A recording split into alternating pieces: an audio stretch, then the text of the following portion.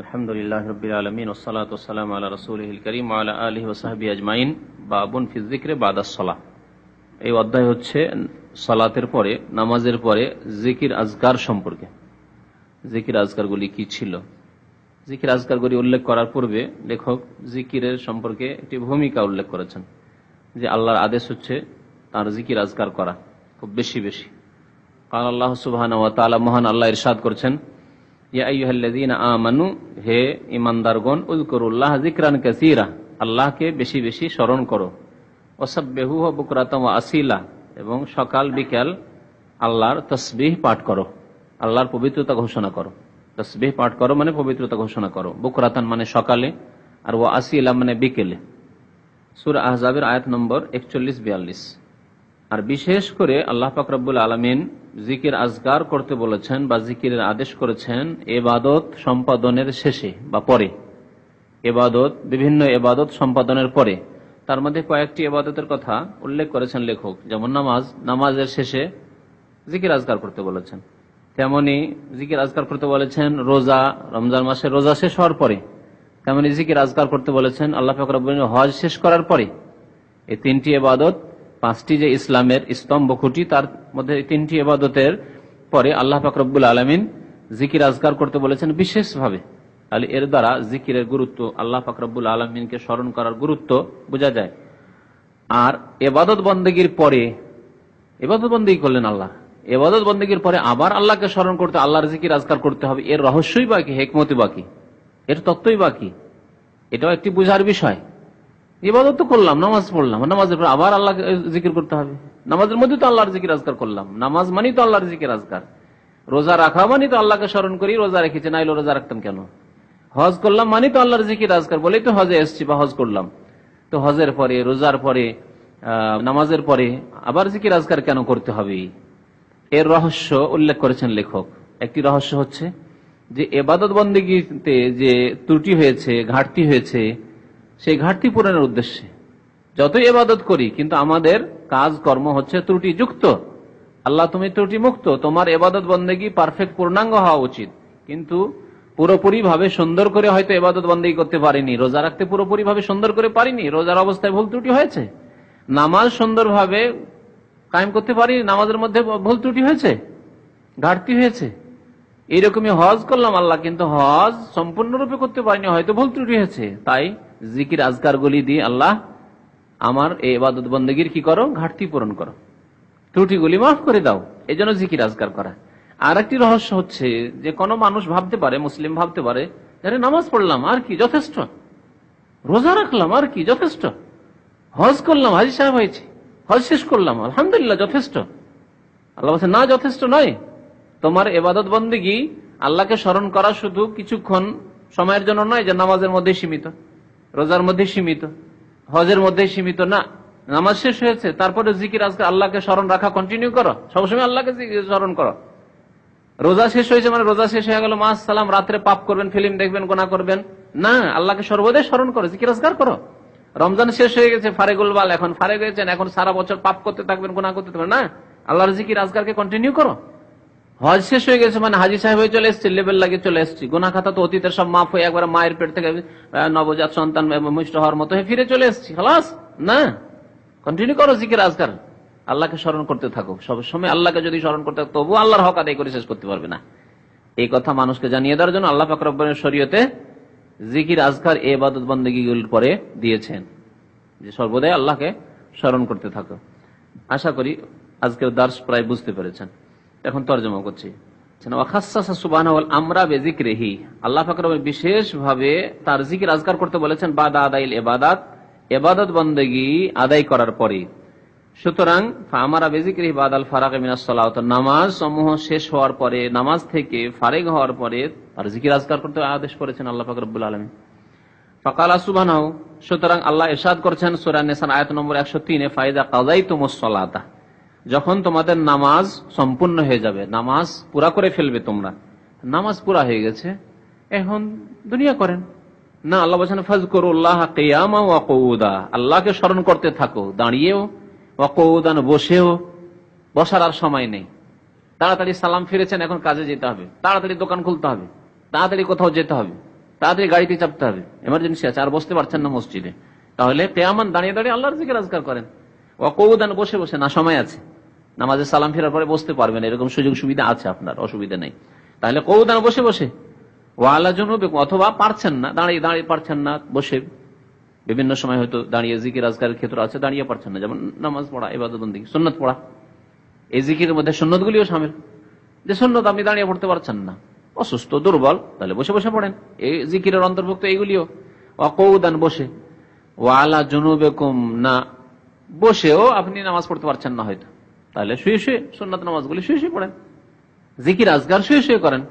ক্লান্ত মানুষ, কোন রকম ফরজ নামাজটা আদায় করেছেন, এরকম ক্লান্ত অনেক সময় মানুষ থাকে, আমি নিজেকেও দেখেছি, এরকম খুব ক্লান্ত হেসছেন বাইরে, তখন ফরজ নামাজটা পড়লেন কোন রকম, আর বসে থাকতে ভালো লাগছে না, চলে গেলেন, তাড়াতাড়ি আমাকে লম্বা হইতো, হাত পা লম্বা না করলে আমি আরাম পাবো না, হাত পা লম্বা করে বিছানায় শুয়ে গেছেন আর জিকির আজকার করছেন, সুবহানাল্লাহ সুবহানাল্লাহ পড়েন, ওই জিকির আজকার করছেন আপনি, আয়াতুল কুরসি পড়ছেন আপনি, সাইয়্যিদুল ইস্তিগফার পড়ছেন আপনি, যে জিকির আজকার গুলি হচ্ছে আপনি করছেন। তো এইসব অবস্থাকেও শামিল, ওয়ালা জুনুবিকুম এবং তোমরা শুয়েও, সূরা নিসা। ওয়াকালা সুবহানাহু, তাহলে নামাজের পর আল্লাহ পাক রব্বুল কি আদেশ করলেন? জিকির আদেশ করলেন। নামাজ হয়ে গেছে মানে সব শেষ হয়ে গেছে না, জিকির করতে থাকো। ওয়াকালা সুবহানাহু, মহান আল্লাহ আরো বলছেন, আল্লাহ পাক ফাইজা কুজিয়াতিস সালাতু, যখন নামাজ সম্পূর্ণ হয়ে যাবে, বিশেষ করে জুমার নামাজ সম্পর্কে আয়াত নাযিল হয়েছে, ফান্তাশিরু ফিল আরদি, কিন্তু এখানে আম ভাবে বলা হয়েছে, যদিও জুমার দিনের কথা এর আয়াত আগের আয়াত উল্লেখ করা হয়েছে, কিন্তু এখানে আল্লাহ শুধু সালাত বলেছেন। ফান্তাশিরু ফিল আরদ, তখন পৃথিবীতে তোমরা ছড়িয়ে পড়ো, পৃথিবীতে ছড়িয়ে পড়ো, যেখানে যার ডিউটি আছে, যেখানে যার কাজ আছে, যেখানে যার ব্যবসা বাণিজ্য আছে, সেখানে ছড়িয়ে পড়েন। ওয়াবতাগু মিন ফাদলিল্লাহ, পৃথিবীতে কেন ছড়িয়ে পড়বেন আপনি? আল্লাহর অনুগ্রহ সন্ধান করার জন্য। আল্লাহর অনুগ্রহ হচ্ছে রিজিক, হালাল রিজিক, ফজলুল্লাহ আল্লাহ রিজিক। কিন্তু রোজে রিজিক হাসিল করতে গিয়ে আল্লাহকে ভুলে যেন না, আবার ওখানে হারাম খাওয়া শুরু করেন না, হারাম কথা বলা শুরু করেন না, মিথ্যা কথা বলা শুরু করেন না, ধোঁকা দেওয়া শুরু করেন না, চুরি করা শুরু করেন না। ওয়াজকুরুল্লাহ কাসীরা, আল্লাহকে বেশি বেশি স্মরণ করতে, আল্লাহর জিকির আজকার খুব বেশি বেশি করতে থাকো, ওখানে আল্লাহর জিকির আজকার করতে থাকো। হয়তো মালিকের আদেশ আছে যে তাড়াতাড়ি করে দোকান খুলবে, সালাম ফিরা হলে দোকান খুলবে, ঠিক আছে, ফাইজা কুজিয়াতিস সালাত ফান্তাশিরু ফিল আরদ, ছড়িয়ে পড়েন আর গিয়ে নিজের দোকান খুলেন, আর সেখানে আল্লাহর জিকির আজকার বেশি বেশি আল্লাহকে স্মরণ করতে, লাআল্লাকুম তুফলিহুন, তাহলে আশা করা যায় যে তোমরা সফল কাম হবে বা মুক্তি পাবে। সূরা জুমার আয়াত নম্বর 10। রমজানের ক্ষেত্রে, রমজানের রোজা শেষ হলে লেখক বলছেন, ও আমারা বেযিকরিহি বাদা ইকমালে সিয়ামে রমাদান, রমজানের সিয়াম রোজা সম্পূর্ণ হওয়ার পরে আল্লাহ পাক তার জিকির আজকারের আদেশ করেছেন। রমজান রোজা রাখলেন, এত মোবারক মাস গেল, তারপরেও জিকির আজকার করতে হবে। হ্যাঁ, জিকির আজকার করতে হবে। রহস্য যা বললাম, কয়টি রহস্য বললাম? দুটি বললাম না, মনে থাকবে? একটা হচ্ছে ঘাটতি পূরণ, আর একটা হচ্ছে এইরকম ভুল ধারণা যাতে না হয়ে যায় যে এত বড় ইবাদত করলাম, রমজান মাস, মোবারক মাস পেলাম, আর আবার কি, এখনো অনেক নেকি করেছি, এখন কিছু গুনাহ হইলে অসুবিধা নেই। না, এমন না হয়। এক শ্রেণীর লোক, অধিকাংশ মুসলিমদের মতো না হয়, যার রমজান মাসে তো নামাজ রোজা করে, তারপরে শেষ, বিদায় একবারে, না, এরকম না হয়। কাল সুবহানাহু, আল্লাহ পাক বলছেন, ওয়ালে তুকমিলুল ইদ্দাতা, রমজানের গণনা পুরা করো, মানে 30 অথবা 29 যেমন চাঁদ হয় তেমনি তোমরা রোজা রাখো। বলে তুকাব্বিরুল্লাহ আলা মা হাদাকুম, আল্লাহ যে তোমাদেরকে সঠিক পথ প্রদর্শন করেছেন, হিদায়াত করেছেন, তার উপর আল্লাহর মহিমা ঘোষণা করো, বর্ণনা করো। তুকাব্বিরুল্লাহ, তাকবীর পাঠ করো। বলে আল্লাকুম তাশকুরুন, আর যাতে করে তোমরা আল্লাহর শুকরিয়া আদায় করতে পারো। তো এখানে তাকবীর, এই হয়েছে জিকির, তাকবীর পাঠ করতে বলা হয়েছে। আর এর বাস্তব আমল শিখিয়েছেন নবী করিম সাল্লাল্লাহু আলাইহি ওয়াসাল্লাম। যখন চাঁদ দেখা দিবে তখন কি বলতে হবে? আল্লাহু আকবার, আল্লাহু আকবার, লা ইলাহা ইল্লাল্লাহ, আল্লাহু আকবার, আল্লাহু আকবার, ওয়ালিল্লাহিল হামদ। রোজা শেষ হয়ে গেছে, লাইলাতুল কদর করলেন, ইতিকাফ করলেন, অনেক নেকি করলেন, সিয়াম করলেন, কিয়াম করলেন, রমজান মোবারকে বহু ইবাদত করলেন, কোরআন তেলাওয়াত করলেন, খতম করলেন, কত কি করলেন, ইফতার করালেন। তারপরেও এখন জিকির আজকার চালিয়ে যেতে হবে, তাকবীর পাঠ করতে হবে, হচ্ছে জিকির। ও আমারা বেজিকরিহি, সূরা বাকারা আয়াত নম্বর 185। ও আমারা বেজিকরিহি বাদা কাযায়ে মানাসিকিল হজ, হজের ইবাদত বন্দেগী শেষ হওয়ার পরে, হজের কর্মগুলি, মানাসিক মানে হজের কর্ম, হজের কর্মগুলি শেষ হয়ে যাওয়ার পরে, আমলগুলি শেষ হয়ে যাওয়ার পরেও আল্লাহ জিকির আজকার বেশি করে করতে বলেছেন। আল্লাহ বলছেন, ফাকালা সুবহানাহু, তিনি বলছেন, ফাইযা কাযাইতুম মানাসিকাকুম, তোমাদের হজের আমলগুলি যখন সম্পূর্ণ করে নেবে তোমরা, ফাযকুরুল্লাহ, তখন আল্লাহর জিকির আজকার করবে, আল্লাহকে স্মরণ করবে। কাযিকরিকুম আবাআকুম আও আশাদ্দা যিকরা, তোমাদের পূর্বপুরুষকে স্মরণ করার মতো। একটি তাফসীর করছি, দুইটি তাফসীর আছে এই আয়াতটুকুর। কাযিকরিকুম আবাআকুম, তোমাদের পূর্বপুরুষদের স্মরণ করার মতো, তোমাদের বাপ দাদাকে স্মরণ করার মতো, আও আশাদ্দা যিকরা, বা এর চাইতেও বেশি, বরং এর চাইতেও বেশি। অর্থাৎ আমরা সবাই মানুষ হিসাবে পূর্বপুরুষকে স্মরণ করি। বাপদাদা, যাদের বাবা মারা গেছে, মা মারা গেছে, দাদা দাদি, নানা নানি মারা গেছে, স্মরণ করি না? যেখানে সেখানে স্মরণ করি অনেক সময় মনে মনে, আর অনেক সময় মজলিসে স্মরণ করি, একে অপরের সাথে আলোচনা করি, আমার বাবা ছিল এইরকম, আমার দাদা ছিল এইরকম, আমার দাদি নানি ছিল এইরকম, তাই না? আমার পূর্বপুরুষ, আমার বাচ্চা চারা এত ভাই ছিল, দাদার এত ভাই তারা ছিলেন, তারা এইরকম ছিলেন, কেউ ছিলেন আলেম, তো কেউ ছিলেন জ্ঞানী, কেউ ছিলেন এইরকম, এই সেই রকম। এই যে তাদেরকে স্মরণ করি, কখনো জবানে স্মরণ করি, কখনো মনে স্মরণ করি, অন্তরে স্মরণ করি, বলি না তাদেরকে, মনে রাখি তাদেরকে। আল্লাহ বলছেন ওই রকম স্মরণ করো, বাপ দাদাকে যেমন ভুলে যাও না, তেমনি আল্লাহকে ভুলে যেও না, বরং তার চাইতেও বেশি আসাদ্দা যিকরা, বরং তার চাইতে বাপ দাদাকে যে স্মরণ করো, পূর্বপুরুষদেরকে, তার চাইতে বেশি আল্লাহকে স্মরণ করো। এক অর্থ। আর এক তাফসীর হচ্ছে ফাযকুরুল্লাহ কাযিকরিকুম আবাআকুম আও আসাদ্দা যিকরা। এর অর্থ বলা হয়েছে জাহেলি যুগে, কারণ নতুন নতুন মুসলমানদেরকে সম্বোধন করে বলা হয়েছে, জাহেলি যুগে লোকেরা যখন হজ শেষ করত, মক্কার লোকেরা হজ করত, মক্কার আশেপাশের লোকেরা হজ করত, যখন হজটা শেষ করার পরে তারা মেলা লাগাইত, মিনার মাঠে মেলা লাগতো। আজকাল মিনার মাঠে দোকানপাট লাগে না ফুটপাতে, তখন খুব জাঁকজমকের মেলা লাগতো।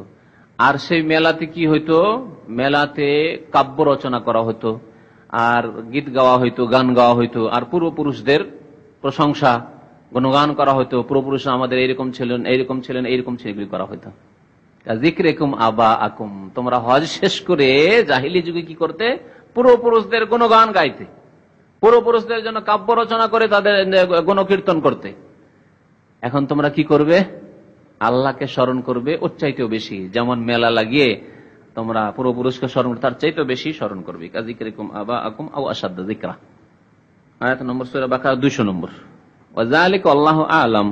লেখক বলছেন যে আল্লাহ পাক রব্বুল এই ইবাদত বন্দেগী শেষ করার পরে আল্লাহর জিকির আজকার কেন বেশি বেশি করে করতে বললেন, আল্লাহ ভালো জানেন। তবে রহস্য একটি হচ্ছে জাবরুন লিমা ইয়াহসুল ফিল ইবাদাতি মিনান নাকসি ওয়াল ওয়াসাওয়িস, ঘাটতি পূরণ করার উদ্দেশ্যে। জাবরুন মানে ঘাটতি পূরণ করা, ঘাটতি পূরণ করার উদ্দেশ্যে ওই সব বের যা ইবাদতে হয়ে থাকে, মিনান নাকস অর্থাৎ ত্রুটি, ওয়াল ওয়াসাওয়িস ওয়াসওয়াসা ভুলে যাওয়া, সন্দেহ যে নামাজ পুরা হইলো কি হইলো না, কয় রাকাত হইলো না হইলো, কোন রাকাতে আছি না আছি খোঁজ খবরই নেই।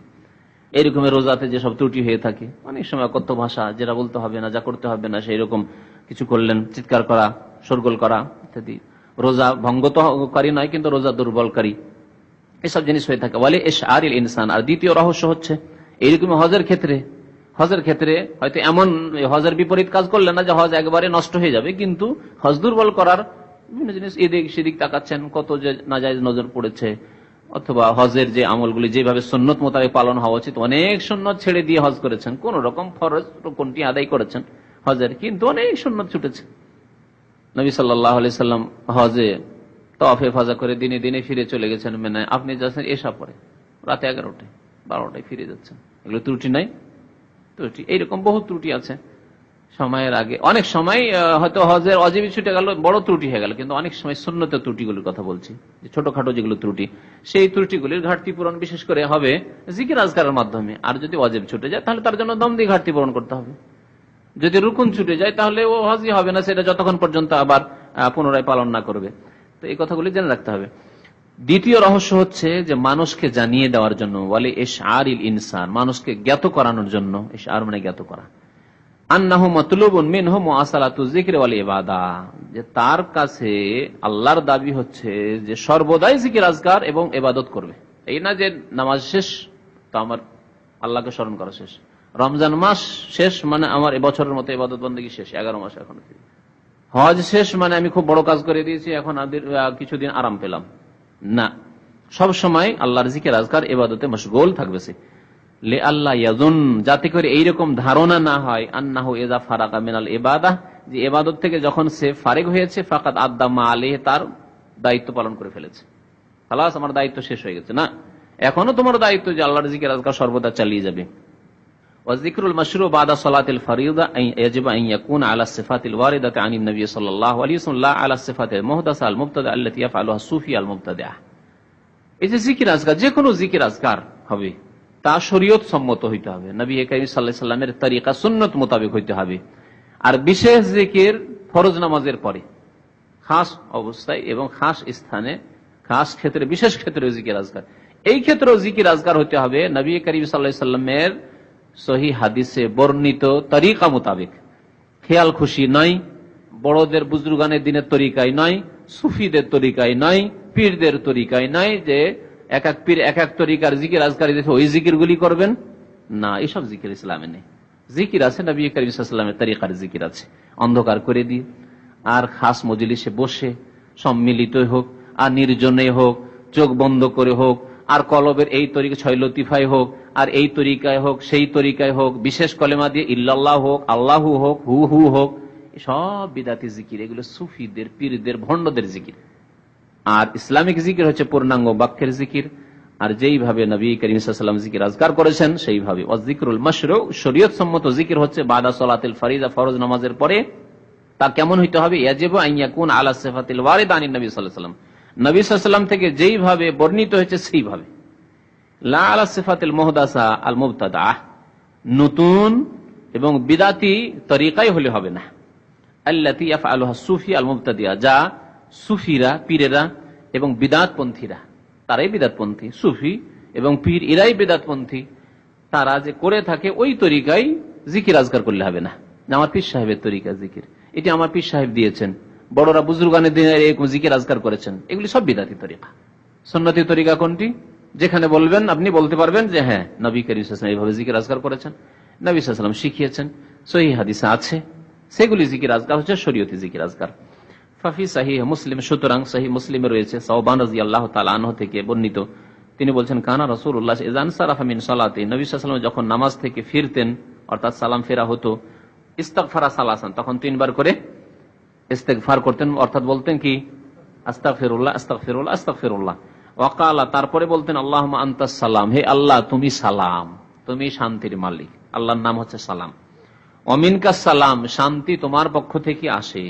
তাবারাকতা, তুমি বরকতময়, ইয়া যাল জালালি ওয়াল ইকরাম, হে সম্মানিত এবং হে মর্যাদার অধিকারী। অফিস সহিহাইন, বুখারী মুসলিমে রয়েছে সহিহাইনে, আনিল মুগীরা ইবনে শুবা রাদিয়াল্লাহু তাআলা আনহু, মুগীরা বিন শুবা সাহাবী রাদিয়াল্লাহু তাআলা আনহু থেকে, আন্না রাসূলুল্লাহ সাল্লাল্লাহু আলাইহি ওয়াসাল্লাম কানা ইযা ফারাগা মিনাস সালাতি, নবী সাল্লাল্লাহু আলাইহি ওয়াসাল্লাম যখন নামাজ থেকে ফারিগ হতেন, অর্থাৎ নামাজ শেষ করতেন, ফরজ নামাজ, কাল বলতেন লা ইলাহা ইল্লাল্লাহু ওয়াহদাহু লা শারীকা লাহু লাহুল মুলকু ওয়া লাহুল হামদু ওয়া হুয়া আলা কুল্লি শাইইন কাদির, এটি পড়তেন। এটি হলো ইস্তিগফার, হলো আল্লাহুম্মা আনতাস সালাম, এটি হলো। তারপরে কালিমা তাওহীদ হলো। তারপরে 4 নম্বরে আল্লাহুম্মা লা মানিয়া লিমা আতাইত ওয়ালা মুতিয়া লিমা মানাতা ওয়ালা ইয়ানফাউ যাল জাদ্দি মিনকাল জাদ্দু, এই দোয়া পড়তেন, এই জিকির করতেন। আল্লাহুম্মা, হে আল্লাহ, লা মানিয়া লিমা আতাইত, কালিমা তাওহীদের অর্থ তো জানা আছে না? নাই, বলবো লা ইলাহা ইল্লাল্লাহ, আল্লাহ ছাড়া কেউ সত্য মাবুদ নেই, ওয়াহদাহু, যিনি একক, লা শারীকা লাহু, তার কোনো অংশীদার নেই, লাহুল মুলকু, সার্বভৌমত্ব বা সবকিছুর মালিকানা, রাজত্ব তার, ওয়া লাহুল হামদু, সমস্ত প্রশংসা একমাত্র তার, ওয়া হুয়া আলা কুল্লি শাইইন কাদির, এবং তিনিই সর্বশক্তিমান, সবকিছুর উপর ক্ষমতাবান। আল্লাহুম্মা লা মানিয়া লিমা আতাত, হে আল্লাহ, লা মানিয়া, কোনো বাধা দানকারী নেই, কোন শক্তি বাধা দিতে পারে না, লিমা আতাইত, যা তুমি দান করো সেই ক্ষেত্রে। আল্লাহ তুমি যদি দাও তাহলে কেউ কোনো শক্তি বাধা দিতে পারে না। ওয়ালা মুতিয়া, আর কেউ দিতেও পারে না, লিমা মানাতা, ওই বস্তু যা তুমি না দাও বা যা দিতে তুমি বাধা দান করো, তুমি যদি না দাও তো কোনো শক্তি দিতে পারে না। অনেক মানুষকে ওঠানোর জন্য, সচ্ছল করার জন্য, পয়সাওয়ালা করার জন্য, সুখী করার জন্য কতকে চেষ্টা করে, তার বাবা চেষ্টা করেছে, তার গোটা বংশ চেষ্টা করেছে, তার শ্বশুর বাবা চেষ্টা করেছে, পারেনি। তাকে জমি জায়গা শ্বশুর বাড়ি থেকে পেয়েছে, বাবার বাড়ি থেকে জমি জায়গা পেয়েছে, টাকা পয়সা পেয়েছে, বিদেশে তাকে তার শ্বশুর পাঠিয়েছে খরচ করে, কত জায়গায় কতবার পাঠালো বিদেশে, তারপরেও নাকাম, ফেলিওর। লা মানিয়া লিমা আতাইত। আর অনেক লোকের হিংসুকরা হিংসা করেছে, কত যে তাকে ঠেকাবার চেষ্টা করেছে, তারপর আল্লাহ তার উন্নতি দিয়েছে, দিন দুনিয়া ইমানের উন্নতি দিয়েছে। এইরকম বিদাতপন্থীরা, বিদাতি এলাকায় যেসব ভাইরা বাস করেন, কত ঠেকাবার চেষ্টা করেছে আপনাকে, কত বিদাতি কবর পূজারী বানাবার আপনাকে চেষ্টা করেছে, আপনার আত্মীয় স্বজন বা গ্রামবাসী। লা মানিয়া লিমা আতাইত, আল্লাহ দান করেছে আপনাকে সহি আকীদা, আর কোন শক্তি কি বাধা দিতে পারে আপনার হিদায়াতে? হ্যাঁ, এইরকম অনেক অমুসলিম মুসলমান হয়েছে, কত যে প্রতিকূলতায়, কত যে কষ্টের অবস্থায়, সংকটে থেকেছে, তারপর আল্লাহ পাক হিদায়াত করে দিয়েছে। কোথা থেকে যে উঠে চলে এসছে সে কল্পনাই করতে পারে না যে আল্লাহ কেমন করে তাকে হিদায়াত করলো। যে কোনো ব্যক্তি সম্পর্কের কথা, শুধু ধন সম্পদের ক্ষেত্রে নয়, দুনিয়ার সুখের ক্ষেত্রে নয়, সবচেয়ে বড় নিয়ামত আল্লাহর হিদায়াতের নিয়ামত, কালেমা লা ইলাহা ইল্লাল্লাহ নিয়ামত, তাওহীদের নিয়ামত। শিরক বিদআত থেকে, কবর মাজার পূজা থেকে উঠে এসেছেন, এর চেয়ে বড় নিয়ামত আল্লাহর আর কি হয়? তো আল্লাহ যা দান করে তাতে কেউ বাধা দিতে পারে না, আর যদি আল্লাহ না দেন তাহলে কেউ দিতে পারে না। অনেক লোক হেদায়েতের জন্য কত চেষ্টা করা হলো, এখানে 20-30 বছর থেকে চলে গেল, গোমরা হয়ে কবর পূজারি হয়ে দেশে আবার ফিরে গেল। মদিনা থেকে পড়ে গিয়ে অনেক বিদাতি আছে, আর বিদাতির জামাই আছে বাংলাদেশে। তো আল্লাহ যদি না দেন তাহলে কি মদিনা ইউনিভার্সিটি পাক করতে পারবে না, মদিনা মুনাওয়ারা মক্কা মুকাররমায় পাক করবে না, কোনো আর কেউ পাক করবে বা কোনো কিছু পাক করবে। ওয়ালা ইয়ানফাউযাল জাদ্দ মিনকাল জাদ্দ, আর কোন পরিশ্রমকারীকে তার পরিশ্রম উপকৃত করতে পারে না, বা আরো পরিশ্রম তার কোনো কাজে আসতে পারে না তোমার পক্ষ থেকে, যদি আল্লাহ না দেন তাহলে। অফিস সাহিহ মুসলিম, মুসলিম শরীফের রিওয়ায়াতে রয়েছে আর একটি জিকির, আন আব্দুল্লাহ বিন জুবাইর রাদিয়াল্লাহু তাআলা, আব্দুল্লাহ বিন জুবাইর রাদিয়াল্লাহু তাআলা আনহুমা থেকে, আন্না রাসূলুল্লাহ সাল্লাল্লাহু আলাইহি ওয়াসাল্লাম কানা ইউহাল্লিলু দুবুরা কুল্লি সালাতিন, প্রত্যেক নামাজের পরে নবী করিম সাল্লাল্লাহু আলাইহি ওয়াসাল্লাম লা ইলাহা ইল্লাল্লাহ বলতেন, ইউহাল্লিলু হিনা ইউসাল্লিমু বিহাউলাইল কালিমাত, এইভাবে বলতেন কি, লা ইলাহা ইল্লাল্লাহু ওয়াহদাহু লা শারীকা লাহু লাহুল মুলকু ওয়া লাহুল হামদু ওয়া হুয়া আলা কুল্লি শাইইন কাদির, লা হাওলা ওয়া লা কুওয়াতা ইল্লা বিল্লাহ, লা ইলাহা ইল্লাল্লাহ ওয়া লা না'বুদু ইল্লা ইয়্যাহু লাহুন নি'মাতু ওয়া লাহুল ফাদলু ওয়া লাহুস সানাউল হাসান, লা ইলাহা ইল্লাল্লাহ মুখলিসিনা লাহুদ-দীন ওয়ালাউ কারিহাল কাফিরুন। এতটুকু বলতেন। এতে কালেমা তাওহীদ তো আছেই, তারপরে আছে লা হাওলা ওয়া লা কুওয়াতা ইল্লা বিল্লাহ। লা হাওলা, হাওল মানে ফেরা, আমার ফেরার কোনো ক্ষমতা নেই, ওয়ালা কুওয়াতা আমার কোনো শক্তি নেই, ইল্লা বিল্লাহ আল্লাহর ক্ষমতা দান ছাড়া। আল্লাহ যদি আমাকে ফেরার ক্ষমতা না দেন তাহলে আমি ফিরতে পারি না। তৌফিক, সাহায্য আল্লাহর পক্ষ থেকে। আল্লাহ যখন সহজ করে দেন, মানুষ সামান্য মেহনত করলে এগিয়ে যেতে পারে, আর আল্লাহ যদি কোনো কিছুকে মুশকিল করে দেন তাহলে মেহনত করতে পারে না, আর মেহনতের দিকে মনও যায় না, করে না, হিদায়াত হয় না। লা ইলাহা ইল্লাল্লাহ, আল্লাহ ছাড়া কেউ সত্য মাবুদ নেই, ওয়ালা না'বুদু ইল্লা ইয়্যাহু, তার ছাড়া আর কারোই ইবাদত আমরা করি না, লাহুন নি'মাতু, নিয়ামত তার জন্য, অনুগ্রহ তার, ওয়ালাহুল ফাজলু, তারই অনুগ্রহ বা ফজল করম, ওয়ালাহুস সানাউল হাসান, এবং উত্তম প্রশংসা একমাত্র তার, ভালো প্রশংসা তার। লা ইলাহা ইল্লাল্লাহ, আল্লাহ ছাড়া কেউ সত্য মাবুদ নেই, মুখলিসিনা লাহুদ্দিন, তার জন্য আমরা আনুগত্যকে বা দিনকে খালিস, নিখুঁত, নির্ভেজাল করছি। ওয়ালাউ কারিহাল কাফিরুন, যদিও একমাত্র আল্লাহর ইবাদত বন্দেগী করাকে কাফেররা অপছন্দ করে, বরদাস্ত করতে পারে না। কাফের কোনোদিনই বরদাস্ত করতে পারে না যে একমাত্র আল্লাহর ইবাদত বন্দেগী করবেন, কিন্তু যদি নামেতে জাতিতে মুসলমান হন আর কবর মাজার পূজা করেন, যদি কাদিয়ানি হন, তাহলে খুব পছন্দ করবে। আজকে ভারতের বড় বড় মুসলিম যেগুলি নেতা তারা এইরকমই, যারা সাই বাবারও পূজা করে, যেমন ওই আব্দুল কালাম সাই বাবারও পূজা করে হিন্দুদের মন্দিরে গিয়ে, আর কবর মাজার পূজাও করে, এদেরকে ভালোবাসবে। দেখবেন মাজারগুলিতে যেমন মুসলিম যায় যেমন হিন্দুও যায়, হিন্দুর সংখ্যা মুসলমান চাইতে কম থাকে না, বুঝতে পারলেন? কারণ ধর্মে তালমিল আছে, একই রকমের ধর্ম, শুধু দেখতে পার্থক্য, শুধু নামে পার্থক্য, কিন্তু কাজে কর্মে আকীদায় আমলে সবকিছুতে এক। হ্যাঁ, আর পরিণামও এক, জাহান্নাম। হিন্দু মুশরিকও জাহান্নামে যাবে, আর কবর পূজারী মুশরিকও জাহান্নামে যাবে। সুতরাং পরিণামের দিক দিয়েও এক। আর শয়তানও খুশি, এই দুই দলের ওপরই শয়তান খুশি, দুই রকমের মুশরিকের ওপর শয়তান খুশি, এই জন্য এটাকে পছন্দ করে তারা। কিন্তু একমাত্র যখন তাওহীদের কথা বলেন, মুখলিসিনা লাহুদ্দিন, নিখুঁত নির্ভেজাল করবেন ইবাদতকে একমাত্র আল্লাহর জন্য, ওয়ালাউ কারিহাল কাফিরুন, তখন কাফের এটাকে বরদাস্তই করবেন না। কাফের আপনাকে ঘৃণা করবে, কাফের তখন আপনাকে বিভিন্ন নাম দিবে, নাম দিয়ে আপনাকে চিহ্নিত করবে যে সাবধান এদের থেকে। এক যুগে বলতো ওয়াহাবি, আজকাল বলছে সন্ত্রাসী, তো এইসব কথাবার্তা বলবে, কট্টরপন্থী বলবে, গোঁড়া মুসলমান বলবে, মৌলবাদী বলবে, আরো কত কি, এইসব ভাষা তাদের। ওয়ালাউ কারিহাল কাফিরুন, কারণ কাফের আপনাকে বরদাস্ত করতে পারে না, কাফের আপনাকে বরদাস্ত করতে পারে না। আর তাদেরকে বলবে তারা ব্রড মাইন্ডেড, উদার মনের মুসলমান, এরা সত্যি উদারপন্থী মুসলমান, ইত্যাদি ভালো ভালো নাম দিবে। আজকাল চাকচিক্যতার নাম পাবেন আপনি তাদের কাছ থেকে। অফিস সোনানের কিতাবাদিত রয়েছে আরেকটি জিকির আছে, মিন হাদিস আবু যার রাদিয়াল্লাহু তাআলা আনহু হাদিস, আন্না রাসূলুল্লাহ সাল্লাল্লাহু আলাইহি ওয়াসাল্লাম قال, আল্লাহ রাসূল সাল্লাল্লাহু আলাইহি ওয়াসাল্লাম বলেছেন, মান কালা ফি দুবুরি সালাতিল ফজর, ফজরের নামাজের পরে যে ব্যক্তি বলবে, ওয়া হুয়া সানি রিজলাইহি কাবলা আন ইয়াতাকাল্লাম, মানুষের সাথে কথা বলার পূর্বেই যখন পাকে দাঁড় করে রয়েছে, মানে এইভাবে বসে রয়েছে, পা খাড়া করে, সানি রিজলাইহি মানে দুই পাকে খাড়া করে রয়েছে সে অবস্থায়, লা ইলাহা ইল্লাল্লাহু ওয়াহদাহু লা শারীকা লাহু লাহুল মুলকু ওয়া লাহুল হামদু ইহয়ি ওয়া ইউমীতু ওয়া হুয়া আলা কুল্লি শাইইন কাদির। তাহলে ফজরের নামাজে নবী সাল্লাল্লাহু আলাইহি ওয়াসাল্লাম এইভাবে কালিমা তাওহীদ পড়তে বলেছেন। 10 মাররাত, কবার? 10 বার। কুতিবা লাহু আশরু হাসানাতিন, তার জন্য আল্লাহ 10 নেকি লিখবেন। 10 নেকি, এক নেকির পরিমাণ কত আল্লাহ ভালো জানেন। 10 নেকি মানে অনেকে বলবে, আরে বাপরে, তবলিগি ভাইয়েরা তো লাখ লাখ আর কোটি কোটি নেকির কথা বলেন, আর মাত্র হাদিসে 10 নেকি। এই 10 নেকি যেহেতু আল্লাহর নবীর সহিহ হাদিস আছে, আর বিদাতীদের মন গড়া লাখ লাখ নেকির চাইতে অনেক ভালো। কারণ বিদাতি যে লক্ষ লক্ষ নেকির অঙ্ক, ওটা মন গড়া নেকির অঙ্ক, আর এটি হচ্ছে সহিহ হাদিসের অঙ্ক। তিরমিজির হাদিস, ওয়াকাল হাযা হাদিসুন হাসানুন গরীবুন সহিহ। তো বলছেন যে 10 নেকি দেবেন, ওয়া মুহাইয়াত 10 সাইয়্যাত, 10টি গুনাহ মাফ হবে। দিনে আর মানুষ কত, একজন নামাজি ধার্মিক লোক কটি আর গুনাহ করে? যদি দিনে 10টি গুনাহ মাফ হয়, 10টি নেকি হয়, কম হলো? ওয়া রুফিআ লাহু 10 দারাজাত, আবার 10টি মর্যাদা উঁচু হবে। প্রত্যেকদিন 10টি করে যদি মর্যাদা উঁচু হয়, 10টি করে গুনাহ মাফ হয়, আর 10টি করে নেকি হয়, যেমন তেমন ব্যাপার নয়। ওয়া কানা ইয়াউমাহু যালিকা, 3টি ফজিলত পেলেন না? ফজিলত দেখেন, ওয়া কানা ইয়াউমাহু যালিকা কুল্লাহু ফি হিরজিম মিন কুল্লি মাকরুহ, আর প্রত্যেক অপছন্দনীয় বস্তু হতে তার জন্য সেই দিন সুরক্ষার ব্যবস্থা করা, হেফাজতের ব্যবস্থা করা হয়। প্রত্যেক অপছন্দনীয় বস্তু থেকে, শয়তানের অনিষ্ট, চোর ডাকাতের অনিষ্ট, শত্রুর অনিষ্ট, হিংসুকের অনিষ্ট, জাদুকরের অনিষ্ট, হিংস্র জন্তুর অনিষ্ট, সাপ বিচ্ছুর অনিষ্ট, মিন কুল্লি মাকরুহ, অ্যাক্সিডেন্টের অনিষ্ট, দুর্ঘটনার অনিষ্ট, তাই না? স্বাস্থ্যের অবনতির অনিষ্ট, কত রকমের অনিষ্ট পৃথিবীতে আছে। মিন কুল্লি মাকরুহ, যা আপনার জন্য অপছন্দনীয়, অপ্রীতিকর। প্রত্যেক অপ্রীতিকর থেকে তার জন্য হিরজ, হেফাজতের ব্যবস্থা করা হবে। আল্লাহু আকবার। কি বুঝতে পারলেন কোন দোয়া পড়লে? হ্যাঁ, লা ইলাহা ইল্লাল্লাহু ওয়াহদাহু লা শারীকা লাহু লাহুল মুলকু ওয়া লাহুল হামদু ইউহয়ি ওয়া ইউমীতু ওয়া হুয়া আলা কুল্লি শাইইন কাদির। কয়বার? 10 বার। কখন? ফজর নামাজে। দেখলেন? ওয়া হুরিসা মিনাশ শায়তান, বিশেষ করে শয়তানের কথা উল্লেখ করেছেন এখানে। শয়তান থেকে তার হেফাজত করা হবে, পাহারা দেওয়া হবে শয়তান থেকে হেফাজতের জন্য। ফেরেশতারা পাহারা দিবেন।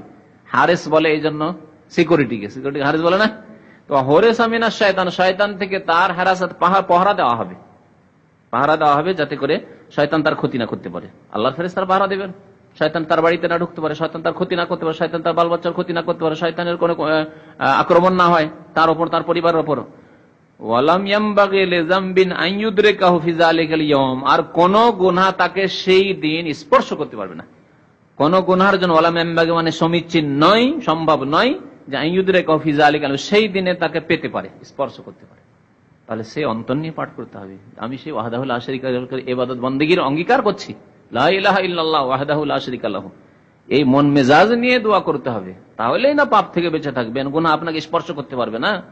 আর যদি মন্ত্রের মতো পড়েন, যে কলেমায় পড়েছেন 10 বার করে কিন্তু তার অর্থই বুঝেন না, তাহলে আপনার অন্তরের সাথে কলেমার কোনো সম্পর্ক নেই, যার ফলে আপনার জীবনে প্রতিফলিত হয়ে ওঠে না এর বরকত, এর ফায়দা, এর উপকারিতা। ইল্লা শিরক বিল্লাহ, তবে আল্লাহর সাথে শরীক করা। কেউ যদি আল্লাহর সাথে শরীক করে দেয়, মুশকিল, সবই বরকত, সব ধ্বংস করে ফেললো। জি, ক্বালা তিরমিজি হাযা হাদিসুন হাসানুন গারীবুন, এর অর্থ এই হতে পারে যে অন্য কোন গুনাহ যদি তার দ্বারা হয়ে যায়, তাহলে প্রথম কথা গুনাহ হবে না, যদি হয়ে যায় তো আল্লাহ পাক মাফ করে দেবেন। ইল্লা শিরক বিল্লাহ, তবে যদি আল্লাহর সাথে শিরক করে মারা যায়, ফজর নামাজের পরে 10 বার করে এরকম অঙ্গীকার করলো, লা ইলাহা ইল্লাল্লাহু ওয়াহদাহু লা শারীকা লাহু লাহুল মুলকু ওয়া লাহুল হামদু ইউহয়ি ওয়া ইউমীতু ওয়া হুয়া আলা কুল্লি শাইইন কাদির, আর সকাল 10টার সময় মাজারে চললো, খাসি মুরগ নিয়ে ওরসের মেলায় চললো, আর ওই অবস্থায় ওই দিন মারা গেল, রাস্তায় গিয়ে কি বলবে, ফেরি ডুবে মারা গেল, স্টিমার পানি জাহাজ ডুবে মারা গেল, নৌকা ডুবে মারা গেল। অনেকে এরকম কবর মাজার পূজা করতে গিয়ে রাস্তায় যাওয়ার পথে, আসার পথে মরছে, এরকম ঘটনা হইতে আছে বাংলাদেশে। যদি এইরকম হয় তাহলে গেল, সব ধ্বংস হয়ে গেল। ইমাম তিরমিজি বলছেন হাযা হাদিসুন হাসানুন গরীবুন সহিহ, এই হাদিস হাসান সহিহ। গরীবের জন্য বলা হয়েছে এর সূত্র হচ্ছে একটি সূত্র, কিন্তু হাদিস সহিহ। ওয়ারাদা আন্না হাযিহি তাহলিলাত আল 10 তুকালু বাদা সালাতিল মাগরিবি আইযান, আরেকটি হাদিসে বর্ণিত হয়েছে যে এই 10 বার করে এই কালেমায়ে তাওহীদটি তাহলিল মাগরিবের নামাজেও বলা যাবে। ফি হাদিস উম্মে সালমা, যা বর্ণিত হয়েছে উম্মে সালমার হাদিসে, ইনদা আহমদ মুসনাদ আহমদে। তাহলে তিরমিজিতে ফজরের কথা রয়েছে, আর মুসনাদ আহমদে রয়েছে উম্মে সালমা রাদিয়াল্লাহু তাআলা আনহা থেকে, যে মাগরিবের পরেও নবী করিম সাল্লাল্লাহু আলাইহি ওয়াসাল্লাম 10 বার করে বলতেন বা বলতে বলেছেন। ওয়া হাদিস আবি আইয়ুব আনসারী ফি সহিহ ইবনে হিব্বান বাদাল মাগরিব ওয়াল ফজর আইযান, আরেকটি জিকিরের কথা বলছেন লেখক, যে ফজর এবং মাগরিবের পরে বলবে রব্বি আজিরনি মিনান নার, রব্বে, হে আল্লাহ, হে রব প্রতিপালক, আজিরনি মিনান নার, আমাকে জাহান্নাম থেকে রক্ষা করুন, জাহান্নাম থেকে মুক্তি দান করুন। সাবআ মাররাত, 7 বার করে বলবেন। লেমা রাওয়াহু আহমদ, কারণ হাদিসটি মুসনাদ আহমদে রয়েছে, আবু দাউদে রয়েছে, নাসাইতে রয়েছে, ইবনে মাজাহতে রয়েছে, আর অন্যান্যরাও বর্ণনা করেছেন, বা অন্য রিওয়ায়াতে রয়েছে আল্লাহুম্মা আজিরনি মিনান নার, রব্বে আজিরনি মিনান নার। আবু দাউদে রয়েছে, মুসনাদ আহমদে রয়েছে আল্লাহুম্মা আজিরনি মিনান নার। এর বরাতে লেখা হয়েছে যে রাওয়াহু আহমদ, হাদিসটি মুসনাদ আহমদে রয়েছে, আবু দাউদ, ইমাম আবু দাউদ রিওয়ায়াত করেছেন, আবু দাউদে রয়েছে, ইমাম নাসাই রিওয়ায়াত করেছেন, ইবনে মাজাহ, ইমাম ইবনে মাজাহ বর্ণনা করেছেন, ওয়াগাইরহুম, এসব আইম্মা ইকরাম ছাড়া অন্যান্যরা, অর্থাৎ তাবরানীতে রয়েছে, আর বিভিন্ন হাদিসের কিতাবে রয়েছে। সহিহ সিত্তার বুখারীতে নেই, মুসলিমও নেই, তিরমিজিতে নেই, বুখারী মুসলিম আর তিরমিজিতে নেই, তাহলে কুতুবে সিত্তা ছাড়া অন্যান্য কিতাবে আছে। যদি অনির্দিষ্ট সময়ে কোনো খাস বিশেষ সময় নির্ধারণ না করে বলেন কোনো অসুবিধা নেই, দোয়া অবশ্যই করণীয়, কিন্তু সময় নির্ধারণ করে যে মাগরিব পরে বলতে হবে বা বলবো আর ফজর পরে বলবো, এটি হচ্ছে সমস্যা, তখন বিদাতের রূপ ধারণ করবে। কারণ এই হাদিসটি জয়ীফ, এই হাদিসটির তাহকিক গবেষণা হচ্ছে যে হাদিসটি হচ্ছে জয়ীফ। আপনাদের দর্শে ইঙ্গিত করেছিলাম যে আমি ছোটকালে আমার আব্বার কাছ থেকে শিখেছিলাম, বলেছিলাম কথাটি, হয়তো মনে আছে, পরে ছেড়ে দিয়েছি জয়ীফ বলে, লেখক উল্লেখ করেছেন, কিন্তু আমি আর একটু কনফার্ম হওয়ার জন্য কোন লাস্ট সিদ্ধান্ত বা ফয়সালার কথা আমি উল্লেখ করিনি। তো এই লেখক আল্লামা সালেহুল ফৌজান হাফেজাহুল্লাহ, মানুষ মাত্রে ভুল হইতে পারে বা তার খেয়ালে এটি হাদিস আমলযোগ্য, তিনি বলেছেন যে সহিহ জয়ীফ কিছুই বলেননি, চুপচাপ, বা টিকা তো লেখেননি, লিখেছেন যে এটি এই দোয়াটি মাগরিব আর ফজর পর বলবে, তাহলে তার কাছে হাদিসটি আমলযোগ্য বলে তিনি বলেছেন বলবে। কিন্তু হাদিসটি সম্পর্কে আল্লামা আলবানী রহমতুল্লাহ আলাইহি, যিনি বর্তমান যুগের একমাত্র মুহাদ্দিস বলা যেতে পারে, অদ্বিতীয় মুহাদ্দিস, মুহাদ্দিস মানে আমাদের দেশের টাইটেল আল মুহাদ্দিস নয়, কাজে কর্মে সত্যি মুহাদ্দিস। আগের মুহাদ্দিসিন কিরাম যেমন ছিলেন হাদিসের গবেষণা করতেন তেমন মুহাদ্দিস, পেশাগত মুহাদ্দিস। আর মাদ্রাসার মুহাদ্দিস বাংলাদেশে প্রচুর, প্রত্যেক মাদ্রাসায় আলিয়া হোক আর কমি মাদ্রাসা মুহাদ্দিস পোস্ট আছে, সব মুহাদ্দিস নয়। হাদিস সম্পর্কে বেশ কিছু জ্ঞান থাকাও মুহাদ্দিস হওয়ার জন্য যথেষ্ট নয়। হাদিস সহিহ জয়ীফের যারা তাহকিক গবেষণা করে তাদের বড় কিছু খেদমত রেখেছেন তারাই মুহাদ্দিস, যেমন ইমাম হাফিজ ইবনে হাজার, ইমাম যাহাবী, ইমাম ইবনে তাইমিয়া, ইমাম ইবনুল কাইয়িম, তার পূর্বে ইমাম বুখারী, মুসলিম, আবু দাউদ, নাসাই, তিরমিজি, ইবনে মাজাহ, তারা মুহাদ্দিস। ইমাম আহমদ বিন হাম্বল, আমাদের বাঙালিদের মধ্যে নাই মামাতে কানা মামা, সেই জন্য তিনি কিছু জানতেন যে এই রাবি আর এই রাবিতে কি পার্থক্য, আর অন্যান্য আলেমরা সনদ সম্পর্কে কিছুই জানতো না, সেই জন্য বলা হয় যে আলিমউদ্দিন নদওয়াবী বড় মুহাদ্দিস। কথা বুঝতে পারছেন?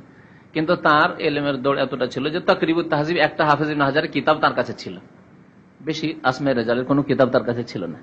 আমাদের দেশে আলেমদের কাছে এসব কিতাব ছিলই বা কোথায়, বাইরেতে ছাপতো, আর সেসব কিতাব ভারত বাংলাদেশে পৌঁছিত না, কোন আলেমের কাছে ছিল না, আহলে হাদিস না হানাফি কারো কাছে ছিল না। সুতরাং তাদের কাছে এলেম থাকবে কোত্থেকে? এই এলেমের চর্চায় শুরু হলো মদিনা ইসলামী বিশ্ববিদ্যালয় থেকে। সহিহ জয়ীফের এলম বাংলাদেশে, ভারতে, পাকিস্তানে সনদ পড়া হয় না, মতনটা হাদিসের অর্থ আর ব্যাখ্যাটা পড়া হয়, এটাকে মতন বলে। আর সনদের কোনো পড়াশোনা এখন পর্যন্ত হয় না। অন্যান্য আলেমরা কিছুই বুঝতেন না, তিনি কিছু বুঝতেন সামান্য, সেজন্য তার সম্পর্কে আগের আলেমরা বলে থাকে। তো কথা হচ্ছে যে আল্লামা আলবানী রহমতুল্লাহ আলাইহি এই হাদিসটি উল্লেখ করেছেন বিভিন্ন তার কিতাবে, তার মধ্যে বিস্তারিত আলোচনা করেছেন এই হাদিস সম্পর্কে সিলসিলা যায়ীফা এবং মওদুয়া, সিলসিলা যায়ীফা ওয়াল মওদুয়া, অর্থাৎ জয়ীফ মওজু সিরিজ নামক তার যে কিতাব রয়েছে, বাংলায় তরজমা হওয়া শুরু হয়ে গেছে, কয়েক খন্ড মনে হয়েছে। তো তার 1624 নম্বর হাদিস, 1624 নম্বর হাদিস, হাদিস নম্বরটি আগে আপনাদের লিখিয়েছি। হাদিস আছে ইজা সাল্লাইতা সুবহা, যখন ফজর নামাজ পড়া হয়ে যাবে, ফাকুল, কারণ এই ফিকায় শুধু বলতে বলা হয়েছে কিন্তু হাদিসটি উল্লেখ করা হয়নি, তাই না? ইজা সাল্লাইতা সুবহা, যখন ফজর নামাজ তুমি পড়ে নেবে, ফাকুল বলো, কাবলা আন তুকাল্লিমা আহাদান, কারোর সাথে কথা বলার পূর্বে, কারোর সাথে কথাবার্তা বলবে না, সালাম ফেরার পরে এই দোয়াটি পড়বে, কি আল্লাহুম্মা আজিরনি মিনান নার, আল্লাহ আমাকে জাহান্নামের আগুন থেকে রক্ষা করো, সাব আমার রাতিন 7 বার করে। ফাইন্নাকা ইন মুত্তা মিন ইয়াউমিকা, ফজিলত এখানে বর্ণনা করা হয়নি, ফজিলত এই হাদিস আছে, তুমি যদি সেই দিন মরে যাও যেই দিন ফজর নামাজের পরে অথবা মাগরিবের নামাজের পরে পড়লে, ওই রাতে মারা গেলে বা দিনে মারা গেলে, কাতাবাল্লাহু লাকা জিওয়ারান মিনান নার, আল্লাহ পাক রব্বুল আলামিন তোমার জন্য জাহান্নাম থেকে হেফাজত লিখে দিবেন, যে তোমার জাহান্নাম থেকে তুমি সুরক্ষিত, মাহফুজ, নিরাপদ, তোমার জন্য আল্লাহ নিরাপদ হওয়া লিখে দিবেন। ওয়াইজা সাল্লাইতুল মাগরিব, যখন মাগরিব নামাজ পড়া হবে, ফাকুল মিসলা যালিকা, এইরকমই তুমি বলবে। ফাইন্নাকা ইন মুত্তা মিন লাইলাতিকা, ওই রাতে তুমি যদি মারা যাও, কাতাবাল্লাহু লাকা জিওয়ারান মিনান নার, তাহলে জাহান্নাম থেকে আল্লাহ পাক তোমার রক্ষা, তোমার ভাগ্যে লিখে দিবেন। হাফেজ আলবানী বলছেন রাহমাতুল্লাহি আলাইহি, যায়ীফুন, হাদিসটি হচ্ছে যায়ীফ, আখরাজাহুল হাফিজ ইবনে হাজার ফি নাতাইজুল আফকার, হাফিজ ইবনে হাজার হাদিসটি উল্লেখ করেছেন, আর তারপরে সনদ সম্পর্কে বিভিন্ন আলোচনা করেছেন। তারপর তিনি লিখেছেন যে এই হাদিস সম্পর্কে যারা বলেছে হাসান অথবা আমলযোগ্য, তারা ভুল করেছে, তারা ভুল করেছেন। কিছু আলেমরা এরকম তারা বলেছেন, তারা ভুল করেছেন।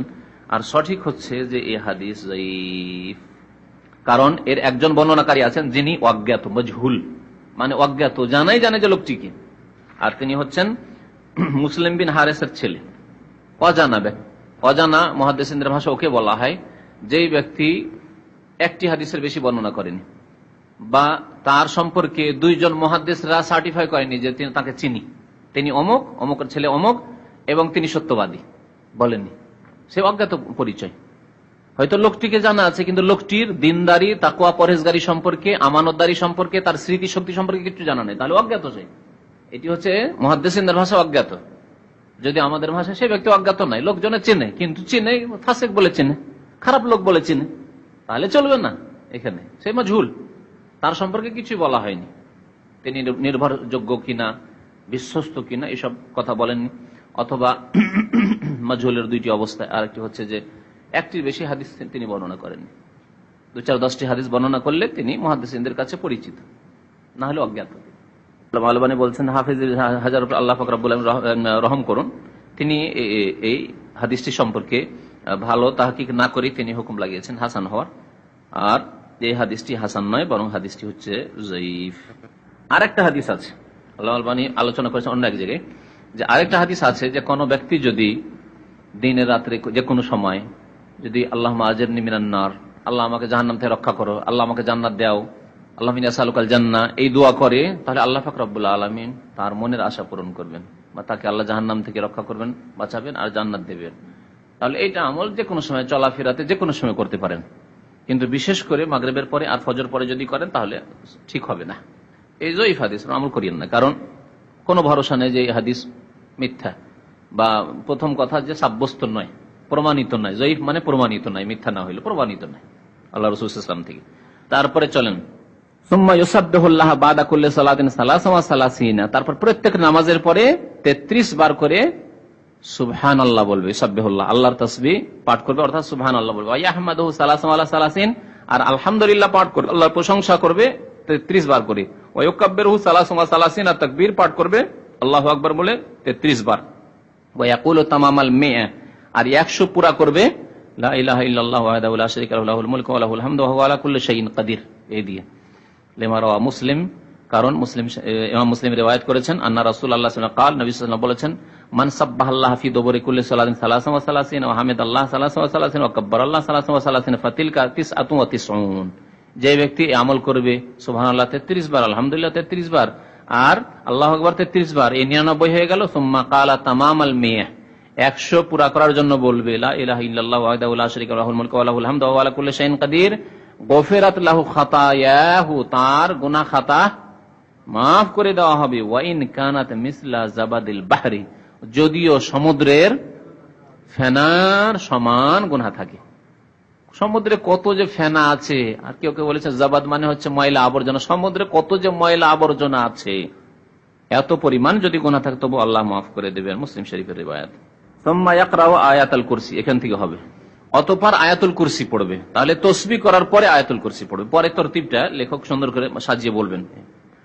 আয়াতুল কুরসি যখন পড়া হয়ে যাবে তখন ওয়াকুল হু আল্লাহ আহাদ, সূরা ইখলাস কুল হু আল্লাহু আহাদ পড়বেন, ওয়াকুল আউযু বিল ফালাক, তার সূরা ফালাক পড়বেন, ওয়াকুল আউযু বিরাব্বিন নাস, সূরা নাস পড়বেন। এই তরতিবে, যে তরতিবে কোরআনে কারীমে আছে সূরাগুলি, এই যে সূরাগুলি পড়বেন, এর দলিল রাওয়াহুন নাসাই, ইমাম নাসাই বর্ণনা করেছেন, ইমাম তাবরানী বর্ণনা করেছেন আবু ওমর রাদিয়াল্লাহু তাআলা আনহু থেকে, কালা কালা রাসূলুল্লাহ সাল্লাল্লাহু আলাইহি ওয়াসাল্লাম, আল্লাহ রাসূল সাল্লাল্লাহু আলাইহি ওয়াসাল্লাম বলেছেন, মান কারা আয়াতুল কুরসি দুবরা কুল্লি সালাতিন, যেই ব্যক্তি প্রত্যেক নামাজের পরে আয়াতুল কুরসি পাঠ করবে, লাম ইয়ামনাহু মিন দুখুলিল জান্নাহ ইল্লা আন ইয়ামুত, তাকে জান্নাতে যেতে তার মরণ, মত ছাড়া আর কোনো কিছুই বাধা দিতে পারবে না। জান্নাতে যাওয়াতে তার বাধা হচ্ছে তার মত, মত হলেই জান্নাত, জান্নাতের আরাম তার কবরের জীবনে, আত্মার জগতে, আলামে আরওয়াহতে, রুহের জগতে পেয়ে যাবে। আর আসল জান্নাতে আল্লাহ পাক রব্বুল আলামিন হাসর, বিচার নিকাশ কিয়ামতের পরে দিবেন, কিন্তু জান্নাতের আরাম যেহেতু সে পাবে সেজন্য বলা হয়েছে, ইয়ানি লাম ইয়াকুন বাইনা বাইনা দুখুলিল জান্নাতি ইল্লাল মউত, জান্নাতে যাওয়া আর তার মাঝে আর হচ্ছে শুধু মত, তার দুনিয়াতে কেউ জান্নাত পায়নি, পাবে না। অফি হাদিসেন আখার, আরেকটি হাদিসে রয়েছে এই আয়াতুল কুরসি পড়ার ফজিলত সম্পর্কে, যে ব্যক্তি আয়াতুল কুরসি পড়বে ফরজ নামাজের পরে, কানা ফি জিম্মাতিল্লাহ ইলা সালাতিল উখরা, সেই ব্যক্তি পরের পরের যে নামাজ আসছে, পরের নামাজ পর্যন্ত আল্লাহর হেফাজত থাকবে। একটি হাদিস, তবে এই হাদিসটিকে নাসিরুদ্দিন আলবানী যায়ীফ বলেছেন। পরের হাদিসটি। তবে জান্নাতে যাওয়া সম্পর্কে যে হাদিসটি আছে আয়াতুল কুরসি পড়ার ফজিলতে, সেটি সহিহ। অফিস সোনান, আর সোনানের কিতাবাদিতে আছে, অর্থাৎ আবু দাউদ, নাসাই, তিরমিজি, ইবনে মাজাহ, এগুলোকে সোনানের কিতাব বলা হয়। যদি সহিহ কিতাব বলা হয় তাহলে বুখারী, মুসলিম, আর সোনান বললেই তখন এই 4টি কিতাব বোঝানো হয়। এছাড়া অন্যান্য সোনানের কিতাব রয়েছে। আন উকবা ইবনে আমির রাদিয়াল্লাহু আনহু, উকবা বিন আমির রাদিয়াল্লাহু তাআলা আনহু থেকে বর্ণিত, কাল আমারানি রাসূলুল্লাহ সাল্লাল্লাহু আলাইহি ওয়াসাল্লাম, তিনি বলছেন আমাকে রাসূলুল্লাহ সাল্লাল্লাহু আলাইহি ওয়াসাল্লাম আদেশ করেছেন আন আকরা আল মুআউযিজাতাইন, যাতে করে আমি মুআউযিজাতাইন পড়ি, অর্থাৎ সূরা, কে বলতে পারে মুআউযিজাতাইন, যেই 2 সূরায় আশ্রয় কামনা করা হয়েছে, সূরা ফালাক ও নাস। মুআউযিজাতাইন তাসনিয়া, দ্বিবচন, তো মুআউযিজাতাইন বলা হয় সূরা ফালাক এবং নাসকে। পড়তে বলেছেন নবী করিম সাল্লাল্লাহু আলাইহি ওয়াসাল্লাম আমাকে দুবরা কুল্লি সালাতিন, প্রত্যেক নামাজের পরে, অর্থাৎ ফরজ নামাজের পরে। এর দ্বারা প্রমাণিত হলো সূরা ফালাক এবং নাস পড়া। আবু দাউদে রয়েছে, তিরমিজিতে রয়েছে, নাসাইতে রয়েছে। তারপরে বলছেন লাকাদ দাল্লাত হাযিহিল আহাদিসুশ শরীফাতু আলা মাশরুইয়াতি হাযিহিল আযকার বাদা সলাওয়াতিল মাকতুবা ওয়া আলা মা ইয়াহসুলু আলাইহি মান ক্বালাহা মিনাল আজরি ওয়াস সাওয়াব। বলছেন যে এই সমস্ত যে হাদিসগুলি শোনালাম, এই হাদিসগুলি প্রমাণ করে যে ফরজ নামাজের পরে এই জিকির আজকারগুলি পড়া শরীয়ত সম্মত। এই হাদিসগুলি প্রমাণ করে আলা মাশরুইয়াতি হাযিহিল আযকার, এই জিকিরগুলি শরীয়ত সম্মত হওয়া বাদা সলাওয়াতিল মাকতুবা, ফরজ নামাজের পরে। আরো প্রমাণ করে যে এতে যে কি সওয়াব এবং নেকি রয়েছে, ফল রয়েছে।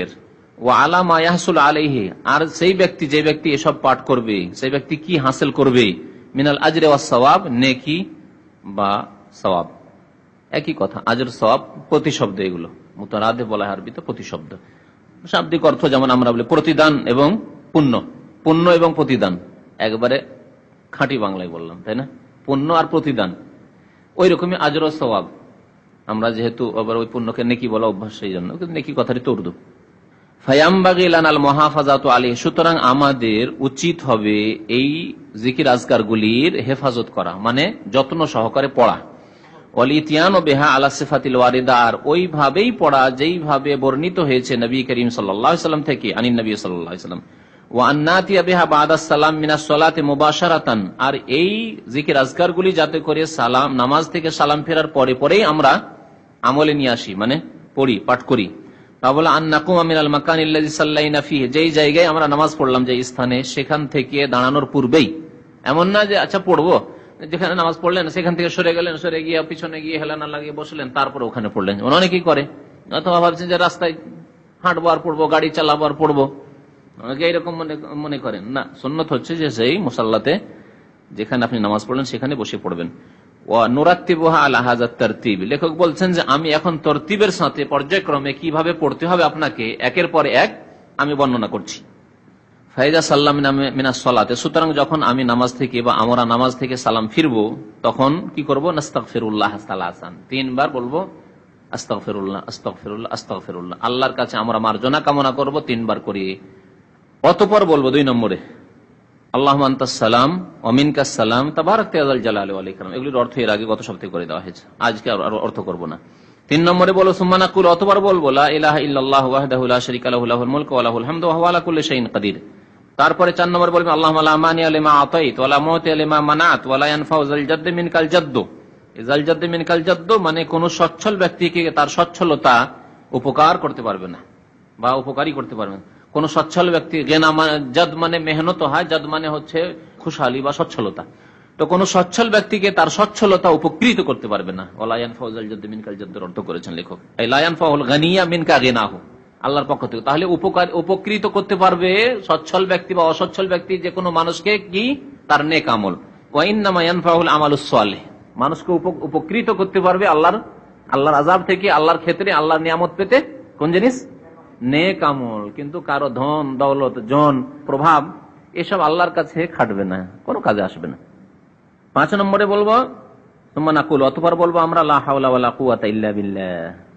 তারপর বলবেন লা ইলাহা ইল্লাল্লাহু ওয়ালা না'বুদু ইল্লা ইয়্যাহু লাহুন নি'মাতু ওয়া লাহুল ফাযলু ওয়া লাহুস সানাউল হাসান লা ইলাহা ইল্লাল্লাহু মুখলিসিনা লাহুদ-দীন ওয়ালাউ কারিহাল কাফিরুন। হলো? তারপরে বলবেন 7 নম্বরে তাসবিহ, সুম্মা নুসাব্বিহুল্লাহ সালাসান ওয়া সালাসিনা। তারপর আমরা সুবহানাল্লাহ বলবো 33 বার, আলহামদুলিল্লাহ বলবো 33 বার, আল্লাহু আকবার বলবো 33 বার। এটাকে যদি এক আমলই ধরি, 3টাকে সুবহানাল্লাহ, আলহামদুলিল্লাহ, আল্লাহু আকবার, একটি আমল ধরি, তাহলে 7 নম্বর হলো। ওয়ানাকুলু তামামাল মিআ 100 পূরণ করার জন্য আমরা বলবো লা ইলাহা ইল্লাল্লাহু ওয়াহদাহু লা শারীকা লাহু লাহুল মুলকু ওয়া লাহুল হামদু ওয়া হুয়া আলা কুল্লি শাইইন কাদির। 333 99 আর 100 পুরা করলেন এই কালিমা তাওহীদ দিয়ে। হয়ে গেল 7টি। তারপরে লেখক বলছেন ওয়া বাদা সালাতিল মাগরিব ওয়া সালাতিল ফজর, ফজর নামাজ এবং মাগরিব নামাজের পরে নাতি বিত্তাহলিলাতিল আশর 10 বার করে বলবেন এই কালিমা তাওহীদ। এই কালিমা তাওহীদ যে বললেন, এই কালিমা তাওহীদ কতবার? লা ইলাহা ইল্লাল্লাহু ওয়াহদাহু লা শারীকা লাহু লাহুল মুলকু ওয়া লাহুল হামদু ওয়া হুয়া আলা কুল্লি শাইইন কাদির 10 বার করে বলবেন। ওয়া নাকুল, আরো আমল করব বলছেন রব্বি আজরনি মিনান নার বা আল্লাহুম্মা আজরনি মিনান নার 7 মারাতান 7 বার। তার সম্পর্কে শুনলেন যে এই সম্পর্কে সহিহ হাদিস যায়িফ, সুতরাং এর উপর আমলের প্রয়োজন নেই। সুম্মা বাদা আন নাফরগা মিন হাযিহিল আযকার আলা হাযা তারতিব, এই তরতিবের সাথে এই জিকির আজকার থেকে যখন আমরা ফারিগ হয়ে গেলাম, শেষ করে ফেললাম, তখন আমরা কি করব? আয়াতুল কুরসি পাঠ করব। আয়াতুল কুরসি পাঠ করব। আরো এরপরে আরো কিছু বাকি আছে, থামেন। তারপরে কি করবেন? ওয়াসওয়ার কুল হুয়াল্লাহু আহাদ আল ইখলাস ওয়াল মুআউযাতাইন, তারপরে সূরা ইখলাস পাঠ করব আয়াতুল কুরসির পরে, আর কি সূরা ফালাক এবং নাস পাঠ করব। এই সূরাগুলি প্রত্যেক নামাজে একবার একবার করে, কোন নামাজ ছাড়া? মাগরিব এবং ফজর ছাড়া। ওয়ায়ুস্তাহাব্বু তাকরারু কিরাআতু হাযিহিস সুওয়ার, এই 3টি সূরা পড়া মুস্তাহাব 3 বার করে, সালাসা মারা 3 বার করে, বাদা সালাতুল মাগরিব মাগরিবের নামাজের পরে, ওয়া সালাতুল ফজর ফজর নামাজের পরে সালাসা মারা 3 বার করে। এই সূরাগুলির পুনরাবৃত্তি করা, তাকরার মানে রিপিট করা, পুনরাবৃত্তি করা মুস্তাহাব। মাগরিবের নামাজের পরে, ফজর নামাজের পরে সালাসা মাররাত পুনরাবৃত্তি করবেন, তাকরার করবেন কয়বার করে? 3 বার করে, মুস্তাহাব। হয়ে গেল। এতটি আমল হলো এই জিকির আজকার সম্পর্কে তরতিবের সাথে, 12টা আমার গণনায়। এই যে জিকির আজকার গুলি আছে, এগুলি উচ্চ স্বরে পড়া হচ্ছে মুস্তাহাব। এর আগে বলা হয়েছে এই জিকির আজকার গুলি উচ্চ স্বরে পড়া মুস্তাহাব সহিহ হাদিসের আলোকে। আর এই আমল এই আরব দেশগুলিতেই আছে। ভারত, বাংলাদেশ, পাকিস্তানে এই সুন্নতের উপর আমল নেই, বরং তাদের কাছে তাদের কিতাবে লিখেছে যে নামাজের পরে নাকি জোরের আওয়াজে জিকির আজকার করা বিদাত। এসব কথাবার্তা হানাফি ফিকার কিতাবে আছে, বিদাত বলে তারা আখ্যায়িত করেছে, যেটি সুন্নতের খেলাফ কথা। তাই লেখক বলছেন ওয়ায়ুস্তাহাব্বুল জাহরু বিত-তাহলিল ওয়াত তাসবিহ ওয়াত তাহমিদ, মুস্তাহাব হচ্ছে লা ইলাহা ইল্লাল্লাহ বলা উচ্চ স্বরে, সুবহানাল্লাহ বলা উচ্চ স্বরে, তাহমিদ আলহামদুলিল্লাহ বলা উচ্চ স্বরে, ওয়াত তাকবীর আল্লাহু আকবার বলা উচ্চ স্বরে আকিবাস সালাহ নামাজের পরে। বিশেষ করে এগুলি লা ইলাহা ইল্লাল্লাহু ওয়াহদাহু লা শারীকা লাহু লাহুল মুলকু ওয়া লাহুল হামদু ওয়া হুয়া আলা কুল্লি শাইইন কাদির, তারপরে সুবহানাল্লাহ আলহামদুলিল্লাহ আল্লাহু আকবার, এগুলি উচ্চ স্বরে বলা মুস্তাহাব। লাকিন লা ইয়াকুনু বিসাউতিন জামাই, তবে সাবধান, এক আওয়াজে হবে না, সম্মিলিত ভাবে নয়। সম্মিলিত ভাবে কোন জিকির আজকার নেই, না হালাকা বানানো ওই পীরদের জিকির আজকার আছে, ওগুলি তো মানে পা থেকে মাথা পর্যন্ত সবগুলি জিকির আজকার তাদের বিদাতি জিকির ওজিফা। আর যেই জিকির আজকার গুলি হাদিসে আছে সেগুলিও সম্মিলিত আওয়াজে নাই। এইরকমই তালবিয়া পড়া, লাব্বাইক আল্লাহুম্মা লাব্বাইক পড়ে বিদাতিরা সম্মিলিত আওয়াজে, অনেকে জেনে পড়ে বিদাতিরা না জেনেও পড়ে, বললেও শোনে না। ওয়া ইন্নামা ইয়ারফাউ বিহি কুল্লু ওয়াহিদিন সাওতাহু মুনফিরাদান, মানে প্রত্যেকে নিজ নিজ আওয়াজে উচ্চ স্বরে পড়বে, কিন্তু একসাথে সবাই পড়বে লা ইলাহা ইল্লাল্লাহু ওয়াহদাহু লা শারীকা লাহু, তার সাথে সবাই একই আওয়াজে পড়ছেন না, এরকম পড়বেন না। ওয়া ইস্তাইনু আলা যাবতি আদাদিত তাহলিলাত ওয়া আদাদিত তাসবিহ ওয়াত তাহমিদ ওয়াত তাকবীর বিআকদিল আসাবিহ, কারণ আমাদের দেশে জলসা ওয়াজ মাহফিলগুলিতে সম্মিলিত বিদাতি জিকির করে অভ্যাস আছে আমাদের দেশের মুসলমানদের। সেই জন্য ও এই বিদাত শুরু হতে একদিন লাগবে না, যদি একদিন উচ্চস্বরে শুরু হয়ে যায় সবাই দেখা দেখি একসাথে পড়া শুরু করে দিবে, কারণ সম্মিলিত জিকির আজকার, সম্মিলিত মোনাজাত, সম্মিলিত দুয়া এসব করে খুব অভ্যাস আছে আমাদের দেশের মানুষের। আচ্ছা, এই যে তাহলিল গুলি অর্থাৎ লা ইলাহা ইল্লাল্লাহ পাঠ করা, সুবহানাল্লাহ পড়া, আলহামদুলিল্লাহ পড়া, আল্লাহু আকবার পড়া, এগুলি সুন্নত হচ্ছে কিভাবে গণনা করা? বেআকদিল আসাবে, হাতের আঙ্গুল দ্বারা, হাতের আঙ্গুল দ্বারা। আর নেক কাজ, ভালো কাজ, উত্তম কাজ ডান হাতে করা, সুতরাং ডান হাতে করবেন। অনেকে বাম হাতে করে না, এটি ওই হাদিসের আদবের খেলাফ, যে হাদিসে বলা হয়েছে নবী সাল্লাল্লাহু আলাইহি ওয়াসাল্লাম ভালো কাজগুলি ডান দিক থেকে পছন্দ করতেন। সাহায্য নেবে আলা যাবতি আদাদিত তাহলিলাত, লা ইলাহা ইল্লাল্লাহ এবং আদাদিত তাসবিহ সুবহানাল্লাহ আলহামদুলিল্লাহ আল্লাহু আকবারের গণনাকে আয়ত্ত করার জন্য। কারণ মনে থাকবে না যে আমি 33 বার হইল কি হইল না, 10 বার হইল কি হইল না, এটাই হয়তো মনে থাকবে না, তো 10 বার যে পড়তে হবে লা ইলাহা ইল্লাল্লাহ। এই ক্ষেত্রে সাহায্য নেবে কিসের দ্বারা? বেআকদিল আসাবে, আঙ্গুলের জোড়গুলির দ্বারা। আকদ জোড়, আঙ্গুলের যে জোড়গুলি রয়েছে, সুবহানাল্লাহ সুবহানাল্লাহ সুবহানাল্লাহ সুবহানাল্লাহ, লা ইলাহা ইল্লাল্লাহ লা ইলাহা ইল্লাল্লাহ লা ইলাহা ইল্লাল্লাহ লা ইলাহা ইল্লাল্লাহ, এইভাবে এটি সুন্নত, কারণ নবী করিম সাল্লাল্লাহু আলাইহি ওয়াসাল্লাম বলেছেন, একটি হাদিস রয়েছে, যে কথাটি হাদিস তো উল্লেখ করেনি কিন্তু উল্লেখ করেছেন তিনি, লিআন্নাল আসাবিআ মাসউলাতুন, কারণ আঙ্গুলগুলিকে জিজ্ঞাসা করা হবে। আল্লাহ পাক রব্বুল আলামিন জিজ্ঞাসা করবেন কাল কিয়ামতে যে তোমাকে কোন কাজে লাগিয়েছিল এই বান্দা যার তুমি আঙ্গুল। মুস্তানতিকাতুন, আর সেই আঙ্গুলগুলিকে বলতে বলা হবে, কথা বলো বলো এই ব্যক্তি তোমাকে কোন কাজে লাগিয়েছিল, কথা বলবে কালকে ইয়াউমাল কিয়ামাতে, কিয়ামতের দিন। ওয়াতুকাল্লিমুনা আইদিহিম, তাদের হাত কথা বলবে, কোরআনে আছে আর হাদিসে আছে যে আঙ্গুলগুলিও কথা বলবে, হাতের মধ্যে আঙ্গুল রয়েছে, আঙ্গুল কথা বলবে। তারপরে লেখক আরেকটি মাসলা বলেছেন, যে মাসলাটি আমাদের দেশের সমস্যা, শুধু মাসলাই না বরং সমস্যা, তা হচ্ছে তসবিহ হাতেই করতে হবে না এই তসবির দানা দিয়ে তসবিহ করা যাবে। লেখক এই ক্ষেত্রে একটু হালকা ফতোয়া দিয়েছেন, হালকা ফতোয়া যারা দেয় তাদের ফতোয়া তিনি দিয়েছেন। বলছেন ওয়ায়ুবাহু ইস্তেমালুস সুবহাতি লিয়াউদ্দা বিহাল আযকার ওয়াত তাসবিহাত, বলছেন যে এই তসবির দানা ব্যবহার করা যাবে, জায়েজ আছে। ইউবাহু ইস্তেমালুস সুবহা, তসবির দানা ব্যবহার করা জায়েজ, কি জন্য? লিয়াউদ্দা বিহাল আযকার, জিকির আযকার এবং তসবিহ গণনার জন্য। মিন গায়রি ইতিকাদ, তবে এই বিশ্বাস রাখতে হবে না যে আন্না ফিহা ফাজিলা খাসসা, যে তসবির দানা দিয়ে যদি তসবিহ করি তো বেশি ফজিলত পাবো। এই এতেকাদ যদি না রাখে যে হাতে গণনা করলেও যা হবে, আর তসবির দানা দিয়ে গণনা করলেও তাই হবে, এইরকম বিশ্বাস নিয়ে যদি করে তাহলে জায়েজ। এই ফতোয়া হলো এক শ্রেণীর আলেমদের ফতোয়া। তারপরেই তিনি উল্লেখ করছেন ওয়াকারিহা বাযুল উলামা, কিছু আলেমগণ এটাকেও অপছন্দ করেছেন, যে না চলবে না, তসবির দানা দিয়ে তসবিহ করা চলবে না, কারণ নবী করিম সাল্লাল্লাহু আলাইহি ওয়াসাল্লাম তার সাহাবায়ে কেরাম থেকে এরকম প্রমাণ নেই। এক। দুই নম্বর কারণ হচ্ছে এটি হচ্ছে লোক দেখানো কাজ, যারাই তসবিহ ব্যবহার করে তাদের সাথে শয়তান বেশি খেলা করে, রিয়াকারী চলে আসে, লোক দেখানোর নিয়ত চলে আসে যে আমি বড় পরেজগার, আমি বড় নেক। শয়তান তো সুযোগ নিয়ে আছে, ভালো মানুষকে এইসব দিয়ে গুমরাহ করে। যারা নামাজি লোক, যারা ভালো মানুষ, যারা তসবিহ তাহলিল করে, যারা তাহাজ্জুদ পড়ে, তাদেরকেও শয়তান গুমরাহ করে, কিন্তু অন্য অস্ত্র ব্যবহার করে, এই লোক দেখানো অস্ত্র ব্যবহার করে গুমরাহ করে, তাদের আমল নষ্ট করে। আর যারা ফিল্ম দেখা লোক, যারা মদ খাওয়া লোক, যারা গাঁজা খাওয়া লোক, যারা বদমাইশ লোক, তাদেরকে অন্য এইসব পাপ দিয়ে নষ্ট করে, তাদেরকে ওইসব বিদাত দিয়ে নষ্ট করার দরকার নেই, বহু পাপ আছে তাদের জন্য। শয়তান মানুষ চিনে চিনে গুনাহ করায়, প্রত্যেক মানুষকে সবগুলি গুনাহ করায় না, মানুষ চিনে যে এই মানুষটা কোন গুনাহগুলি করাইতে পারবে ওই গুনাহগুলি করাবে, বুঝতে পেরেছেন? যারা তাওহীদের আলেম, সুন্নতের আলেম, তাদেরকেও গুমরাহ করার জন্য অস্ত্র আছে শয়তানের কাছে, অহংকার, আমার মতো কে আছে, এই ধরনের জিনিস দিয়ে, কথা বুঝতে পারছেন? তো মানুষকে গুমরাহ করার জন্য শয়তান সব সময় লেগে আছে বিভিন্ন পন্থায়।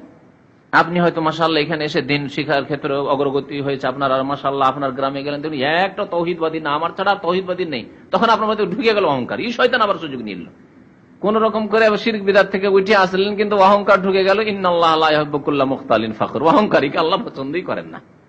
যে শুকরিয়া আদায় না করে, নিজের মধ্যে বিনয় না নিয়ে এসে, নম্রতা না নিয়ে এসে, যে আরো কত শিখার যে প্রয়োজন আছে, এরকম না হয়ে নিজের মধ্যে অহংকার ঢুকে গেল যে আমার মতো আছে কে, আরে সব জাহান্নামী দল, আমি তো জান্নাতি, দিল গুমরাহ করে এরকম করে। সুতরাং সাবধান, শয়তানের মাদাখিল আছে, মানে চোরা রাস্তা আছে, ওই চোরা রাস্তাগুলিতে চোরা চালান দেয় গুনহার শয়তান মানুষের মধ্যে, আদম সন্তানের মধ্যে। সুতরাং ওই চোরা রাস্তাগুলি থেকে সম্পর্কে খুব সাবধান থাকতে হবে। এই তসবিহ সম্পর্কে কয়টি মত বললাম? তাহলে দুইটি। একদল উলামা বলছেন যে তসবিহ প্রয়োজনে গণনার জন্য ব্যবহার করতে পারে, কিন্তু তার জন্য এই বিশ্বাস রাখবে না যে এই তসবিহ দিয়ে, তসবির দানা দিয়ে যদি গণনা করি তাহলে এতে ফজিলত বেশি, নেকি বেশি পাবো, এই ধারণা রাখবে না। হাতে গণলেও যা আর তসবির দানায় গণলেও তা, এইরকম আকীদা নিয়ে করতে পারে ব্যবহার। আরেক দল বলছেন না, চলবে না। দুটি হলো। আর তৃতীয় আরেকটি মত আমি পেশ করছি, যেটা আমি আমার দর্শে অনেকদিন থেকে এরকম বলে থাকি, সেটা হচ্ছে যে এমন কোন নারী পুরুষ যদি হয়, বৃদ্ধ মানুষ অথবা অশিক্ষিত মানুষ, যে গণনা করতে জানে না, আমরা বুড়ি দাদি নানিদেরকে দেখেছি 10 পর্যন্ত করতে জানে না, টাকা রং দেখে চিনতো যে এটা 10 টাকিয়া, এটা 5 টাকিয়া, এটা 2 টাকিয়া, এটা 1 টাকিয়া, রং দেখে বা ওর ইয়ে দেখে সাইজ দেখে বুঝতো। তারপরে অনেক সময় আমার ভালো করে মনে আছে, আমার নানি শাশুড়ি, মানে আমার ওয়াইফের নানি, ওর কাছে একবার 10 টাকা, 1 টাকা করে 10 টাকা না 20 টাকা ছিল, তো এক নাতনি তার কাছ থেকে ওই টাকাটি নিয়ে নিয়েছে, নেওয়ার পরে 10 টাকা একটা নোট দিয়ে দিচ্ছে, 10 টাকা নিয়েছে, 10 টাকা 1 টাকা আর 10 টাকা নোট দিয়ে দিচ্ছে। তারপরে সে কান্না শুরু করেছে, আর অভিযোগ আমার কাছে এতটি টাকা নিল, আর টাকা নেওয়ার পরে 1 টাকা আমাকে দিল। বাস্তব সত্য ঘটনা, মাত্র 5-7 বছর আগে ইন্তেকাল হয়েছে। তাহলে এইরকম বুড়া মানুষ এখনো সমাজে থাকতে পারে? হ্যাঁ, ওই 1, 2, 3, 4, 10 পর্যন্ত গণনা করতে পারে না, 33 কি করে গণবে? জানি না গণনা। তাহলে তাদের জন্য তসবিহ গণা জায়েজ হবে না, হবে না? যাতে 33টা দানা আছে, অবশ্যই জায়েজ। সেজন্য আমি এই ফতোয়া অনেকদিন থেকে দিই যে যারা গণনা জানেন না অথবা গণনা মনে রাখতে পারেন না, তার বার্ধক্যের কারণে স্মৃতিশক্তি নেই, মনে রাখতে পারে না যে কত যে গণলাম, কয়বার হইল, 16টা আছে, 16 একবার হইল না, 2বার হইল না, 3বার হইলে ভুলে যায়। জি, তো এইরকম লোকদের জন্য তসবির দানা দিয়ে তসবিহ করা জায়েজ, এতে কোনো অসুবিধা নেই। কিন্তু যারা গণনা জানেন তারা এই তসবির দানা গণতে যাবে না, কারণ তসবির দানা প্রথম কথা যে সুন্নাত দ্বারা প্রমাণিত নয়, সাহাবায়ে কেরামরা এই আমল করেননি। 2 নম্বর কথা, এতে রিয়াকারি রয়েছে, অহংকার ঢুকতে পারে, শয়তান আপনাকে ক্ষতি করতে পারে এই রাস্তা দিয়ে। হ্যাঁ, বিদাতীদের আরেকটি, ঠিক ভালো কথা বলেছেন। এটা আরেকটা হচ্ছে যে বিদাতীদের লক্ষণ। আজকাল বিদাতীরা এই তসবির মালা জপুক আর না জপুক গলাতে ঝুলিয়ে থাকে, হাতে ঝুলিয়ে নিয়ে বেড়ায়, এটা হচ্ছে বিদাতীদের লক্ষণ। আর বিদাতীদের বিরোধিতা করা উচিত, বিদাতীর সাদৃশ্যতা থেকে বাঁচা উচিত। যেমন অমুসলিমদের ফাসেকদের সাদৃশ্যতা থেকে বাঁচতে বলা হয়েছে, বিদাতীদের সাদৃশ্য থেকে বাঁচা উচিত। জি জি জি করে, জি জি, এটা একটা দিক, ভালো কথা বললেন। আর একটি দিক আছে, আপনি এই কথাতে মনে করিয়ে দিলেন, তা হচ্ছে আজকাল কিছু দেশে ফাসেক লোকেরা তসবিহকে অন্যায় কাজে ব্যবহার করে, পাপের কাজে ব্যবহার করে। তসবির ইশারা দিয়ে মহিলাদেরকে সিগন্যাল দেয়। তসবির তাদের কিছু ইশারা আছে, তসবির কোন দিকে ঝাঁকানি দিলে কি তার ইঙ্গিত হবে, সিগন্যাল হবে, ওটা তারা বুঝি। ট্যাক্সি ড্রাইভার, বাসের ড্রাইভার, এই যে ফুটপাতে যারা বসে থাকে ট্যাক্সি নিয়ে, তাদের দেখবেন তসবিহ হাতে আছে, নামাজ পড়ে না। একটু দাঁড়িয়ে যাবেন একামতের সময়, একটু দাঁড়িয়ে আর দেখবেন যে তারা নামাজ পড়েন, অথচ তাদের হাতে তসবিহ আছে। তাহলে ফাসেকদেরও অনুকরণ এই তসবির দানা ব্যবহার করা। তারপরে বলছেন যে কিছু ওলামারা এই জন্য অপছন্দ করেছেন তসবিহ দানা ব্যবহার করাকে। ওয়াইন এতাকাদা আন্নাল্লাহ ফাজিলা, আর কেউ যদি এই বিশ্বাস ধারণা রাখে যে এই তসবির দানায় যদি তসবিহ গনি তাহলে এতে ফজিলত রয়েছে বেশি, তাহলে ফাইত্তেখাযুহা বিদআত, তাহলে এই তসবির দানা ব্যবহার করা বিদআত। লেখক বলছেন, যিনি জায়েজ করেছেন তিনি বিদআত বলেছেন। ওয়াযালিকা মিসলু সুবহা আল্লাতী ইয়াত্তাখিযুহা সুফিয়া, ওই তসবির দানার মতো যা সুফিরা, পীরেরা ব্যবহার করে, পীরের মুরিদরা ব্যবহার করে। ওয়া ইউআল্লিকুনা ফি আনাকিমা, তারা গলাতে ও ঝুলাতে থাকে। ওয়া ইয়াজআলুনহা কাল আসবিরা, আর সেগুলিকে ব্যবহার করে এর মতো, কঙ্কনের মতো। সেবার বলে কঙ্কন তো হাতে ব্যবহার হয়, বা মালার মতো বলে, মালার মতো ব্যবহার করে হাতে। কাল আসবিরাত ফি আইদিহিম, অনেকে কঙ্কনের মতো ব্যবহার করে হাতে, ফি আইদিহিম। ওয়া হাযা মা কাউনিহি বিদআ, এ তো বিদআত আছে। ফাইন্না ফিহি রিয়াআন ওয়া তাকাল্লুফান, তার সাথে সাথে এতে লোক দেখানো রয়েছে এবং তাকাল্লুফ মানে লৌকিকতাও রয়েছে। কেন এত বাড়াবাড়ি করতে যাবেন, আপনি সাদা সিধা হাতে তসবিহ করে নেন, হয়ে গেল।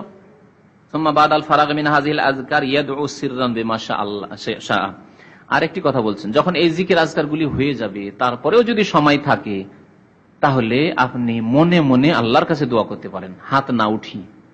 এটা নতুন কথা জানলেন মনে হয়, তাই না? যার কাছে ফুরসত আছে, সময় আছে, মসজিদে বসে আছেন, মুসাল্লায় বসে আছেন, জিকির আজকার যখন করা হয়ে গেল, এই জিকির গুলি, সুন্নতি জিকির আজকার গুলি, তারপরে সময় আছে, তাহলে মনে মনে আপনি একা একা দোয়া করতে পারেন, হাত উঠিয়ে। ফরজ নামাজের পরে নেই, ফরজ নামাজের পরে হাত উঠিয়ে দোয়া করার প্রমাণ নেই। কখনো যদি মাঝে মাঝে করেন কোনো অসুবিধা নেই, কিন্তু হাত উঠা নিয়মিত হাত উঠিয়ে দোয়া করছেন আপনি, জিকির আজকার শেষ হলে তেমনি হাত উঠিয়ে দিলেন, এর প্রমাণ যেহেতু নেই, সুতরাং এইরকম করবেন না। ফারিক হয়ে ইয়াদউ সিররান, চুপি সুরে দোয়া করবে, বেমাশা, যা ইচ্ছা, আপনি যা ইচ্ছা তাই চান আপনি আপনার ভাষায়, আরবি ভাষায়। ফাইন্না দুআ আকিবা হাযিহিল ইবাদা ওয়া হাযিহিল আযকারিল আযীমাতি আহরা বিল ইজাবা, কারণ এই নামাজের ইবাদতের পরে এবং এই মহান জিকির আজকারগুলির পরে দোয়া কবুল হওয়ার বেশি আশা করা যেতে পারে। নামাজও পড়লেন আর তারপর এতগুলি জিকির আজকার আল্লাহ পাকের করলেন, তারপর যদি আল্লাহর কাছে দোয়া করেন তাহলে আল্লাহ পাক রব্বুল আলামিন আশা করা যায় যে কবুল করবেন। আল্লাহর কাছে আপনি মাধ্যম পেশ করলেন, নেক আমলের মাধ্যম পেশ করলেন, মাধ্যম পেশ করার পরে আল্লাহর কাছে দোয়া করছেন, তাহলে আল্লাহ কবুল করবেন। ওয়ালা ইয়ারফা ইয়াদাইহি বিদুআ বাদাল ফারিজা, কিন্তু ফরজ নামাজের পরে 2 হাত উত্তোলন করে দোয়া করবেন না, হাত উঠিয়ে দোয়া করবেন না। লেখক বলছেন কামা ইয়াফালু বাযুন নাস, যেমন কিছু লোকেরা করে থাকেন, কারণ এটা একটা অভ্যাসে পরিণত হয়ে যাবে, লোকজনে মনে করবে যে না এটাই হয়তো সুন্নত, এইভাবে বিদআত কিন্তু চালু হয়েছে। তারপরে কিছুদিন পরে সম্মিলিত শুরু হয়েছে, একা একা করতে করতে একা একাই কেন দোয়া করি ইমাম সাহেব, আমরা আর কি দোয়া জানি, আপনি তো বেশি জানেন, সুতরাং আপনি দোয়া করেন, আমরা আমিন আমিন বলবো। বিদআত কিন্তু ধীরে ধীরে বড় রূপ আকার ধারণ করে, ছোট থেকে বড় রূপ ধারণ করে। এইভাবে সম্মিলিত মোনাজাত চালু হয়েছে ভারত উপমহাদেশে বা যেসব দেশে হয়ে থাকে। ফাইন্না যালিকা বিদআহ, কারণ এইভাবে ফরজ নামাজের পরে দোয়া করা বিদআত, হাত উঠিয়ে। ওয়া ইন্নামা ইয়াফআলু হাযা বাদান নাফিলাতি আহইয়ানান, লেখক বলছেন যে তবে নফল নামাজের পরে, সুন্নত নামাজের পরে, বিতর নামাজের পরে যদি হাত উঠিয়ে কখনো কখনো আহিয়ান, কখনো কখনো হাত উঠিয়ে দোয়া করেন, কোনো অসুবিধা নেই। আরো কিছু আলেমারা বলেছেন কখনো কখনো আপনি সুন্নত মনে করলেন না, জরুরি মনে করলেন না, আপনার দোয়ার প্রয়োজন ফরজ নামাজের পর যদি কখনো কখনো করেন তো ইনশাআল্লাহ জায়েজ হতে পারে, কারণ এটাকে আপনি নামাজের অঙ্গ মনে করলেন না, নামাজের সাথে সংশ্লিষ্ট মনে করলেন না, আর জরুরিও মনে করলেন না। আশা করা যায় যে যেমন সুন্নত নফলের পরে হাত উঠানো যাবে তেমন ফরজের পরে কখনো কখনো হাত উঠানো যেতে পারে। ওয়ালা ইয়াজহারু বিদ-দুআ, চিৎকার করে দোয়া করবে না উচ্চ স্বরে, বাল ইউখফিহি, মনে মনে দোয়া করবে। আল্লাহ আমার গুনাহ খাতা মাফ করো, আল্লাহ আমাকে দাও, আল্লাহ আমার রুজিতে বরকত দাও। মসজিদে যদি এরকম চিৎকার করে দোয়া করে লোকজনে শুনবে, প্রথম কথা এটি সুন্নতের খেলাফ।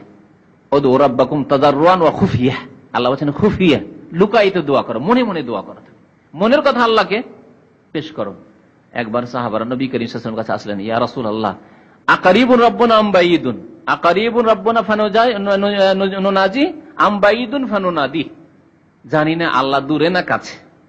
সাহাবীরা এসে কি বলছেন, জানি না ইয়া রাসূলুল্লাহ, হে আল্লাহ রাসূল, আল্লাহ দূরে না কাছে, যদি তিনি কাছে হন নিকটে হন ফানুনাজি, তাহলে চুপি সুরে কথা বলবো, গোপনে বলবো আল্লাহকে, তার কাছে দোয়া করব। আম বাঈদুন, যদি দূরে হন তিনি ফানুনাদি, তাহলে চিৎকার করে আল্লাহকে ডাকবো। ওয়াজ মাহফিলে যে মোনাজাত করে বক্তারা ভারত বাংলাদেশে, সেই বক্তা শোনাই তো আছে কত যে চিৎকার করবো, আল্লাহ এতগুলি জনতা নিয়ে দোয়া করছে, আল্লাহ তুমি মাফ করে দাও, এসব বিদআত। আসলে এই চিৎকার করে দোয়া করা কোরআনের আদেশ যে খুফিয়া, খুফিয়া মানে কি, গোপনে লুকিয়ে মনে মনে মনে মনে দোয়া করতে হবে। লিআন্না যালিকা আকরাবু ইলাল ইখলাসি ওয়াল খুশুই, কারণ মনে মনে যদি দোয়া করেন এটি খুলুসিয়াতের কাছাকাছি, অর্থাৎ এতে আন্তরিকতা আছে, যে আপনি কাউকে শোনাতে চাইছেন না, আপনার প্রয়োজন আপনি আল্লাহকে বলতে চাইছেন, আর আপনি দেখাতে চাইছেন না যে আমি কত আল্লাহকে ডাকি, না মনে মনে আপনার মন কাঁদছে এবং মনে মনে আল্লাহকে চাইছেন, আপনি লোকজনকে জানতে দিচ্ছেন না, এরকম হওয়া উচিত। ওয়াল খুশু, এবং এটি বিনয়ের কাছাকাছি, এটি হচ্ছে বিনয় এবং নম্রতার দাবি। ও আবআদু আনির রিয়া, এবং লোক দেখানো থেকে অনেক দূরে। এতে খুলুসিয়াত রয়েছে, নিষ্ঠা আন্তরিকতা রয়েছে, আর এতে রয়েছে বিনয় এবং নম্রতা, আর এটি হচ্ছে লোক দেখানো থেকে দূরে। লোক দেখানো আপনার নিয়তেও নেই আর আপনার কাজেও নেই, যেহেতু মনে মনে আপনি দোয়া করেছেন, এইভাবে দোয়া করা উচিত। ও আম্মা মা ইয়াফালুহু বাযুন নাস ফি বাযিল বিলাদ মিন আদ-দুআল জামাঈ বা'দা সালাওয়াত বিআসওয়াতিন মুরতাফিয়া মা রাফিল আইদি আও ইয়াদুল ইমাম ওয়াল হাজিরুন ইউআমিনুনা রাফি আইদি ফাহাযাল আমালু বিদআতুন মুনকারাহ। এখন সম্মিলিত মোনাজাত সম্পর্কে লেখক কি বলছেন তা শুনেন। আর কতক লোকেরা যে করে থাকে ফি বাযিল বিলাদ, কোন কোন দেশে, বিভিন্ন দেশে করে, সৌদি আরবে দেখছেন না, কিন্তু সিরিয়া, জর্ডন, এইসব মিশর, এইসব দেশে পাবেন, ভারত, বাংলাদেশ, পাকিস্তানে পাবেন আপনি। যদি আলহামদুলিল্লাহ আমাদের দেশে অনেক আলেম ওলামা বুঝতে শিখেছেন আর এটি এখন ছেড়ে দিয়েছেন, তারা কি করে থাকে, মিনাদ দুআল জামাঈ, সম্মিলিত দোয়া করে থাকে, বাদাস সালাওয়াত, ফরজ নামাজের পরে, বি আসওয়াতিন মুরতাফিয়া, উচ্চ স্বরে, মা রাফিল আইদি, আর হাত উঠিয়ে। কতগুলি কন্ডিশন শর্তের সাথে দেখেন কি করে, সম্মিলিত দোয়া করে, আর নামাজের পরে, ফরজ নামাজের পরে উচ্চ স্বরে আর হাত উঠিয়ে, চারটি শর্ত মনে রাখবেন। কি, ফরজ নামাজের পর সম্মিলিত দোয়া, উচ্চ স্বরে আর হাত উঠিয়ে। এইভাবে হয় নিজে নিজে করে, আও ইয়াদুল ইমাম, অথবা আমাদের দেশে যেমন করে, ইমাম সাহেব দোয়া করছেন, ওয়াল হাজিরুনা ইউআমিনুন, আর যারা উপস্থিতি তারা কি করে, আমিন আমিন বলতে থাকে, রাফি আইদিম, হাত উঠিয়ে। ফাহাযাল আমালু বিদআতুন মুনকারাহ, এই আমলটি হচ্ছে ঘৃণিত বিদআত। মুনকার মানে ঘৃণিত বিদআত, জঘন্য বিদআত। লিআন্নাহু লাম ইউনকাল, কেন বিদআত? বিদআত মানে ধর্মের নামে নতুন কাজ। বিদআত বলি তো অনেক কিছু, আরে এমন ভালো কাজকে দেখতে শুনতে এত ভালো, আর বিদআত বলে দিলেন। হ্যাঁ, বিদআত মানে কি, আল্লাহর নবী করেননি, আল্লাহর নবী সাহাবারা করেননি, কোরআন হাদিসে নেই, আপনি নিজের পক্ষ থেকে করেছেন বা আপনার হুজুররা নিজের পক্ষ থেকে শুরু করেছে, সেই জন্য বিদআত। এর নামই তো বিদআত। আপনাকে বাড়াবার ইখতিয়ার নেই, যা আছে তাই পালন করুন। আল্লাহ এবং রাসূলের পক্ষ থেকে যা প্রমাণিত কোরআন এবং হাদিসে তা পালন করেন, তার বেশি করার আপনার ইখতিয়ার নেই। তাই বলা হচ্ছে ফাহাযাল আমালু বিদআতুন মুনকারা, এটি হচ্ছে জঘন্য বিদআত। কারণ লিআন্নাহু লাম ইউনকাল আনিন নবী সাল্লাল্লাহু আলাইহি সাল্লাম, কারণ ইহা নবী সাল্লাল্লাহু আলাইহি ওয়াসাল্লাম থেকে বর্ণিত নয়। আন্নাহু কানা ইযা সাল্লা বিন নাস, লোকজনকে যখন নামাজ পড়িয়ে দিতেন, ইমামতি করতেন, ইয়াদু বাদাল ফারাগ মিনাস সালাত, নামাজ থেকে ফারুক হয়ে তিনি দোয়া করতেন, আলা হাদিস সিফা, এইরকম ভাবে তা করতেন না। হাত উঠিয়ে সম্মিলিত সবকে নিয়ে দোয়া উচ্চ স্বরে এসব দোয়া করতেন না, নিজে নিজে বিনা হাত উঠিয়ে মনে মনে দোয়া করতেন। লাফিল ফজরে, আবার কিছু কিছু লোকেরা ফজরে করে, শুধু আসরে করে, কোন কোন দেশে এরকম আছে। তাই বলছেন এমনকি ফজরেও না, আসরেও না, ওয়ালা গায়রিহিমা মিনাস সালাত, অন্য কোন নামাজেও না, যোহরেও না, আসরেও না, মাগরিবেও না, ইশাও না, ফজরেও না। ওয়ালা ইস্তাহাব্বা যালিকা আহাদুম মিনাল আইম্মা, চার ইমামের কোন ইমাম এই কাজটিকে মুস্তাহাব বলেননি। না ইমাম আবু হানিফা থেকে প্রমাণ আছে, অথচ আমাদের দেশের হানাফি ভাইরা এর উপরে বেশি শক্ত, কট্টর। না ইমাম শাফি থেকে প্রমাণ আছে, না ইমাম মালিক থেকে, না ইমাম আহমদ থেকে, কোন ইমাম থেকে প্রমাণিত নেই। তাহলে আল্লাহ রসুল থেকেও প্রমাণ নেই, সাহাবাই কিরাম থেকে প্রমাণ নেই, তাবেঈনদের থেকে প্রমাণ নেই, চার ইমামের কোন ইমাম থেকে প্রমাণ নেই। কিন্তু আমরা আসলে মযহাবের নামে মেলা কিছু চালিয়ে দিচ্ছি। আছে মযহাবে আছে, নেই কিন্তু মযহাবে আছে বলে দিলাম, হয়ে গেল। সাধারণরা তো বলছে হুজুররাও মযহাবেরও খোঁজ খবর রাখে না যে মযহাবে কি আছে না আছে। মযহাবে আছে, আমাদের তরিকা আছে, ওদের তরিকা নেই। সৌদি আরবে নেই, আমাদের মযহাবে আছে। ওদের মযহাব আলাদা, আমাদের মযহাব আলাদা। একটা মিথ্যা কথা বলে দিলে হয়ে গেল। এ হচ্ছে অবস্থা। ইমাম ইবনে তাইমিয়া রাহমাতুল্লাহ আলাইহি একটি কথা বলেছেন, শুনে রাখবেন। কেউ কেউ ইমাম শাফি সম্পর্কে মিথ্যা কথা রটিয়েছে যে ইমাম শাফি নাকি ফরজ নামাজের পরে দোয়াকে মুস্তাহাব বলেছেন, মোনাজাত, ফরজ নামাজের পরে মোনাজাত, এই যে সম্মিলিত দোয়াকে মুস্তাহাব বলেছেন। এই কথা সম্পর্কে তিনি মন্তব্য করতে গিয়ে বলছেন, কালা শাইখুল ইসলাম ইবনে তাইমিয়া রাহমাতুল্লাহ আলাইহি বলছেন, মান নাকালা যালিকা আনিল ইমাম শাফি, যেই ব্যক্তি ইমাম শাফি থেকে এই কথা বর্ণনা করেছে যে ইমাম শাফি এই মোনাজাতকে সম্মিলিত দোয়াকে নামাজের পরে মুস্তাহাব বলেছেন, আন্নাহু ইস্তাহবা যালিকা, যে তিনি এটাকে মুস্তাহাব বলেছেন, ফাকাদ গালিতা আলাইহি, সেই ব্যক্তি ইমাম শাফির উপর মিথ্যা আরোপ করেছে, গলত কথা, ভুল কথা বলেছে, অর্থাৎ মিথ্যা অপবাদ দিয়েছে। ফায়াজিবু তাকায়্যুদ বিমা জা আনিন নবী সাল্লাল্লাহু আলাইহি ওয়াসাল্লাম ফি যালিকা ওয়া ফি গায়রিহি, সুতরাং নবী করিম সাল্লাল্লাহু আলাইহি ওয়াসাল্লাম থেকে এই ব্যাপারে হোক আর অন্য কোনো ব্যাপারেই হোক, অন্য কোনো আমলের ক্ষেত্রে হোক, যা প্রমাণিত তার পাবন থাকাই হচ্ছে ওয়াজিব, সেই মোতাবেক ইবাদত বন্দেগী করাই হচ্ছে ওয়াজিব। লিআন্নাল্লাহ তাআলা ইয়াকুল, কারণ মহান আল্লাহ পাক বলেছেন, কি বলছেন, ওয়ামা আতাকুমুর রাসূলু ফাখুযুহু, যা তোমাদেরকে রাসূল দিয়েছেন তা তোমরা গ্রহণ করো, নিয়ে নাও। ওয়ামা নাহাকুম আনহু, রাসূলুল্লাহ সাল্লাল্লাহু আলাইহি ওয়াসাল্লাম আমাদেরকে সম্মিলিত মোনাজাত, হাত উঠিয়ে দোয়া করা দেননি, সুতরাং নিতে হবে না। ওয়ামা নাহাকুম আনহু, আর যেসব কাজ কথা থেকে বাধা দিয়েছেন, ফান্তাহু, বিরত থাকো। নতুন কাজে বাধা দিয়েছেন, নতুন কাজ করিয়েন না। ইবাদতের ক্ষেত্রে প্রমাণ থাকতে হবে, এই কথা না যে নিষেধ তো নেই। যেসব বিদআতীরা এই আমল করে, কোথায় নিষেধ আছে দেখান তো। তার উত্তর কি দিবেন? তখন আপনি হতভম্ব হয়ে যাবেন না। আপনি এলেম শিখতে হবে। কি বলবেন? যে ইবাদতের ক্ষেত্রে প্রমাণ থাকতে হবে, প্রমাণ দেন। আপনি বলছেন আছে, আপনাকে প্রমাণ দিতে হবে। আমি বলছি নেই, আসল হচ্ছে নেই। 6 ওয়াক্ত নামাজ নেই, আমাকে আবার প্রমাণ দিতে হবে যে 6 ওয়াক্ত কোথায় নেই, কোথায় নিষেধ আছে বলেন তো। আপনি 6 বললে আপনি প্রমাণ দেন। ওই রকম আপনি মোনাজাত বলছেন, আপনি প্রমাণ দেন। সালাম পর্যন্ত নামাজ আছে, সালামের পরে জিকির আজকার আছে, যেটা আছে আমি প্রমাণ দেব। আর আপনি যদি বলেন আরো কিছু আছে মোনাজাত সম্মিলিত আছে, আপনি প্রমাণ দেন। বুঝতে পেরেছেন? এইভাবে বিদআতীকে উত্তর দেবেন। ইবাদতের ক্ষেত্রে প্রমাণ থাকতে হবে ইতিবাচক, যদি প্রমাণ না থাকে তাহলে নেই, তার মানে বিদআত অতিরিক্ত। সূরা হাশরের আয়াত নম্বর 7, ওয়াত্তাকুল্লাহ, আল্লাহকে ভয় করো, ইন্নাল্লাহ শাদীদুল ইকাব, আল্লাহ কঠোর শাস্তিদাতা। ওয়ায়াকুলু সুবহানাহু, মহান আল্লাহ আরো বলেছেন, লাকাদ কানা লাকুম ফি রাসূলিল্লাহি উসওয়াতুন হাসানাহ, তোমাদের জন্য আল্লাহ রাসূল সাল্লাল্লাহু আলাইহি ওয়াসাল্লামের মধ্যে রয়েছে উত্তম আদর্শ। সুতরাং উত্তম আদর্শকে গ্রহণ করুন। লিমান কানা, কার জন্য? যেই ব্যক্তি আল্লাহর সাথে সাক্ষাতের আশা রাখে, ওয়াল ইয়াউমিল আখির, পরকাল সম্পর্কে আশা রাখে বা বিশ্বাস রাখে পরকালের প্রতি, ওয়া যাকারাল্লাহ কাসীরা, আল্লাহকে বেশি বেশি স্মরণ করে, আল্লাহর জিকির আজকার বেশি বেশি করে, তাদের জন্য আল্লাহ রাসূল সাল্লাল্লাহু আলাইহি ওয়াসাল্লামের রয়েছে উত্তম আদর্শ। সূরা আহজাব আয়াত নম্বর 21। আল্লাহ যেন আমাদেরকে সুন্নাত মোতাবেক চলার তৌফিক দান করেন, বিদআত থেকে বেঁচে থাকার আল্লাহ যেন তৌফিক দান করেন। আমিন। সাল্লাল্লাহু আলা নবিয়িনা মুহাম্মদ ওয়া আলা আলিহি ওয়া সাহবিহি আজমাইন। শেখ, আমাদের দেশে প্রায় দেখা যায় যে তারা ফজর নামাজের পর সূরা হাশরের লাস্টের আয়াতগুলি পড়তে থাকে, তো এটা কি শরীয়ত সম্মত? যতদিন পর্যন্ত হাদিসের মতনই পড়তাম, সনদের জয়ীফ বুঝতাম না, দুর্বল বুঝতাম না, হাদিস জয়ীফ, দুর্বল। আর এই মাসখানেক আগে আমাদের 91 ভাই রহমতুর রহমান মোস্তাকিম হেলাল আছে, ওরা দেশে যাবে, তো এই বলছে এই আমল তো আমি এখন পর্যন্ত করি, ওরা তো ইমামতিও করে অনেকে, তো তাদেরকে হাদিসটা কম্পিউটার থেকে বের করে জয়ীফ সেটা দিয়ে দিয়েছি তাদেরকে। তো আপনাদেরকে সতর্ক করে দিয়েছি, সূরা হাশর পড়া জয়ীফ, দুর্বল সাব্যস্ত নয়, সুতরাং সূরা হাশর আয়াত পড়া করবেন না ফজরে।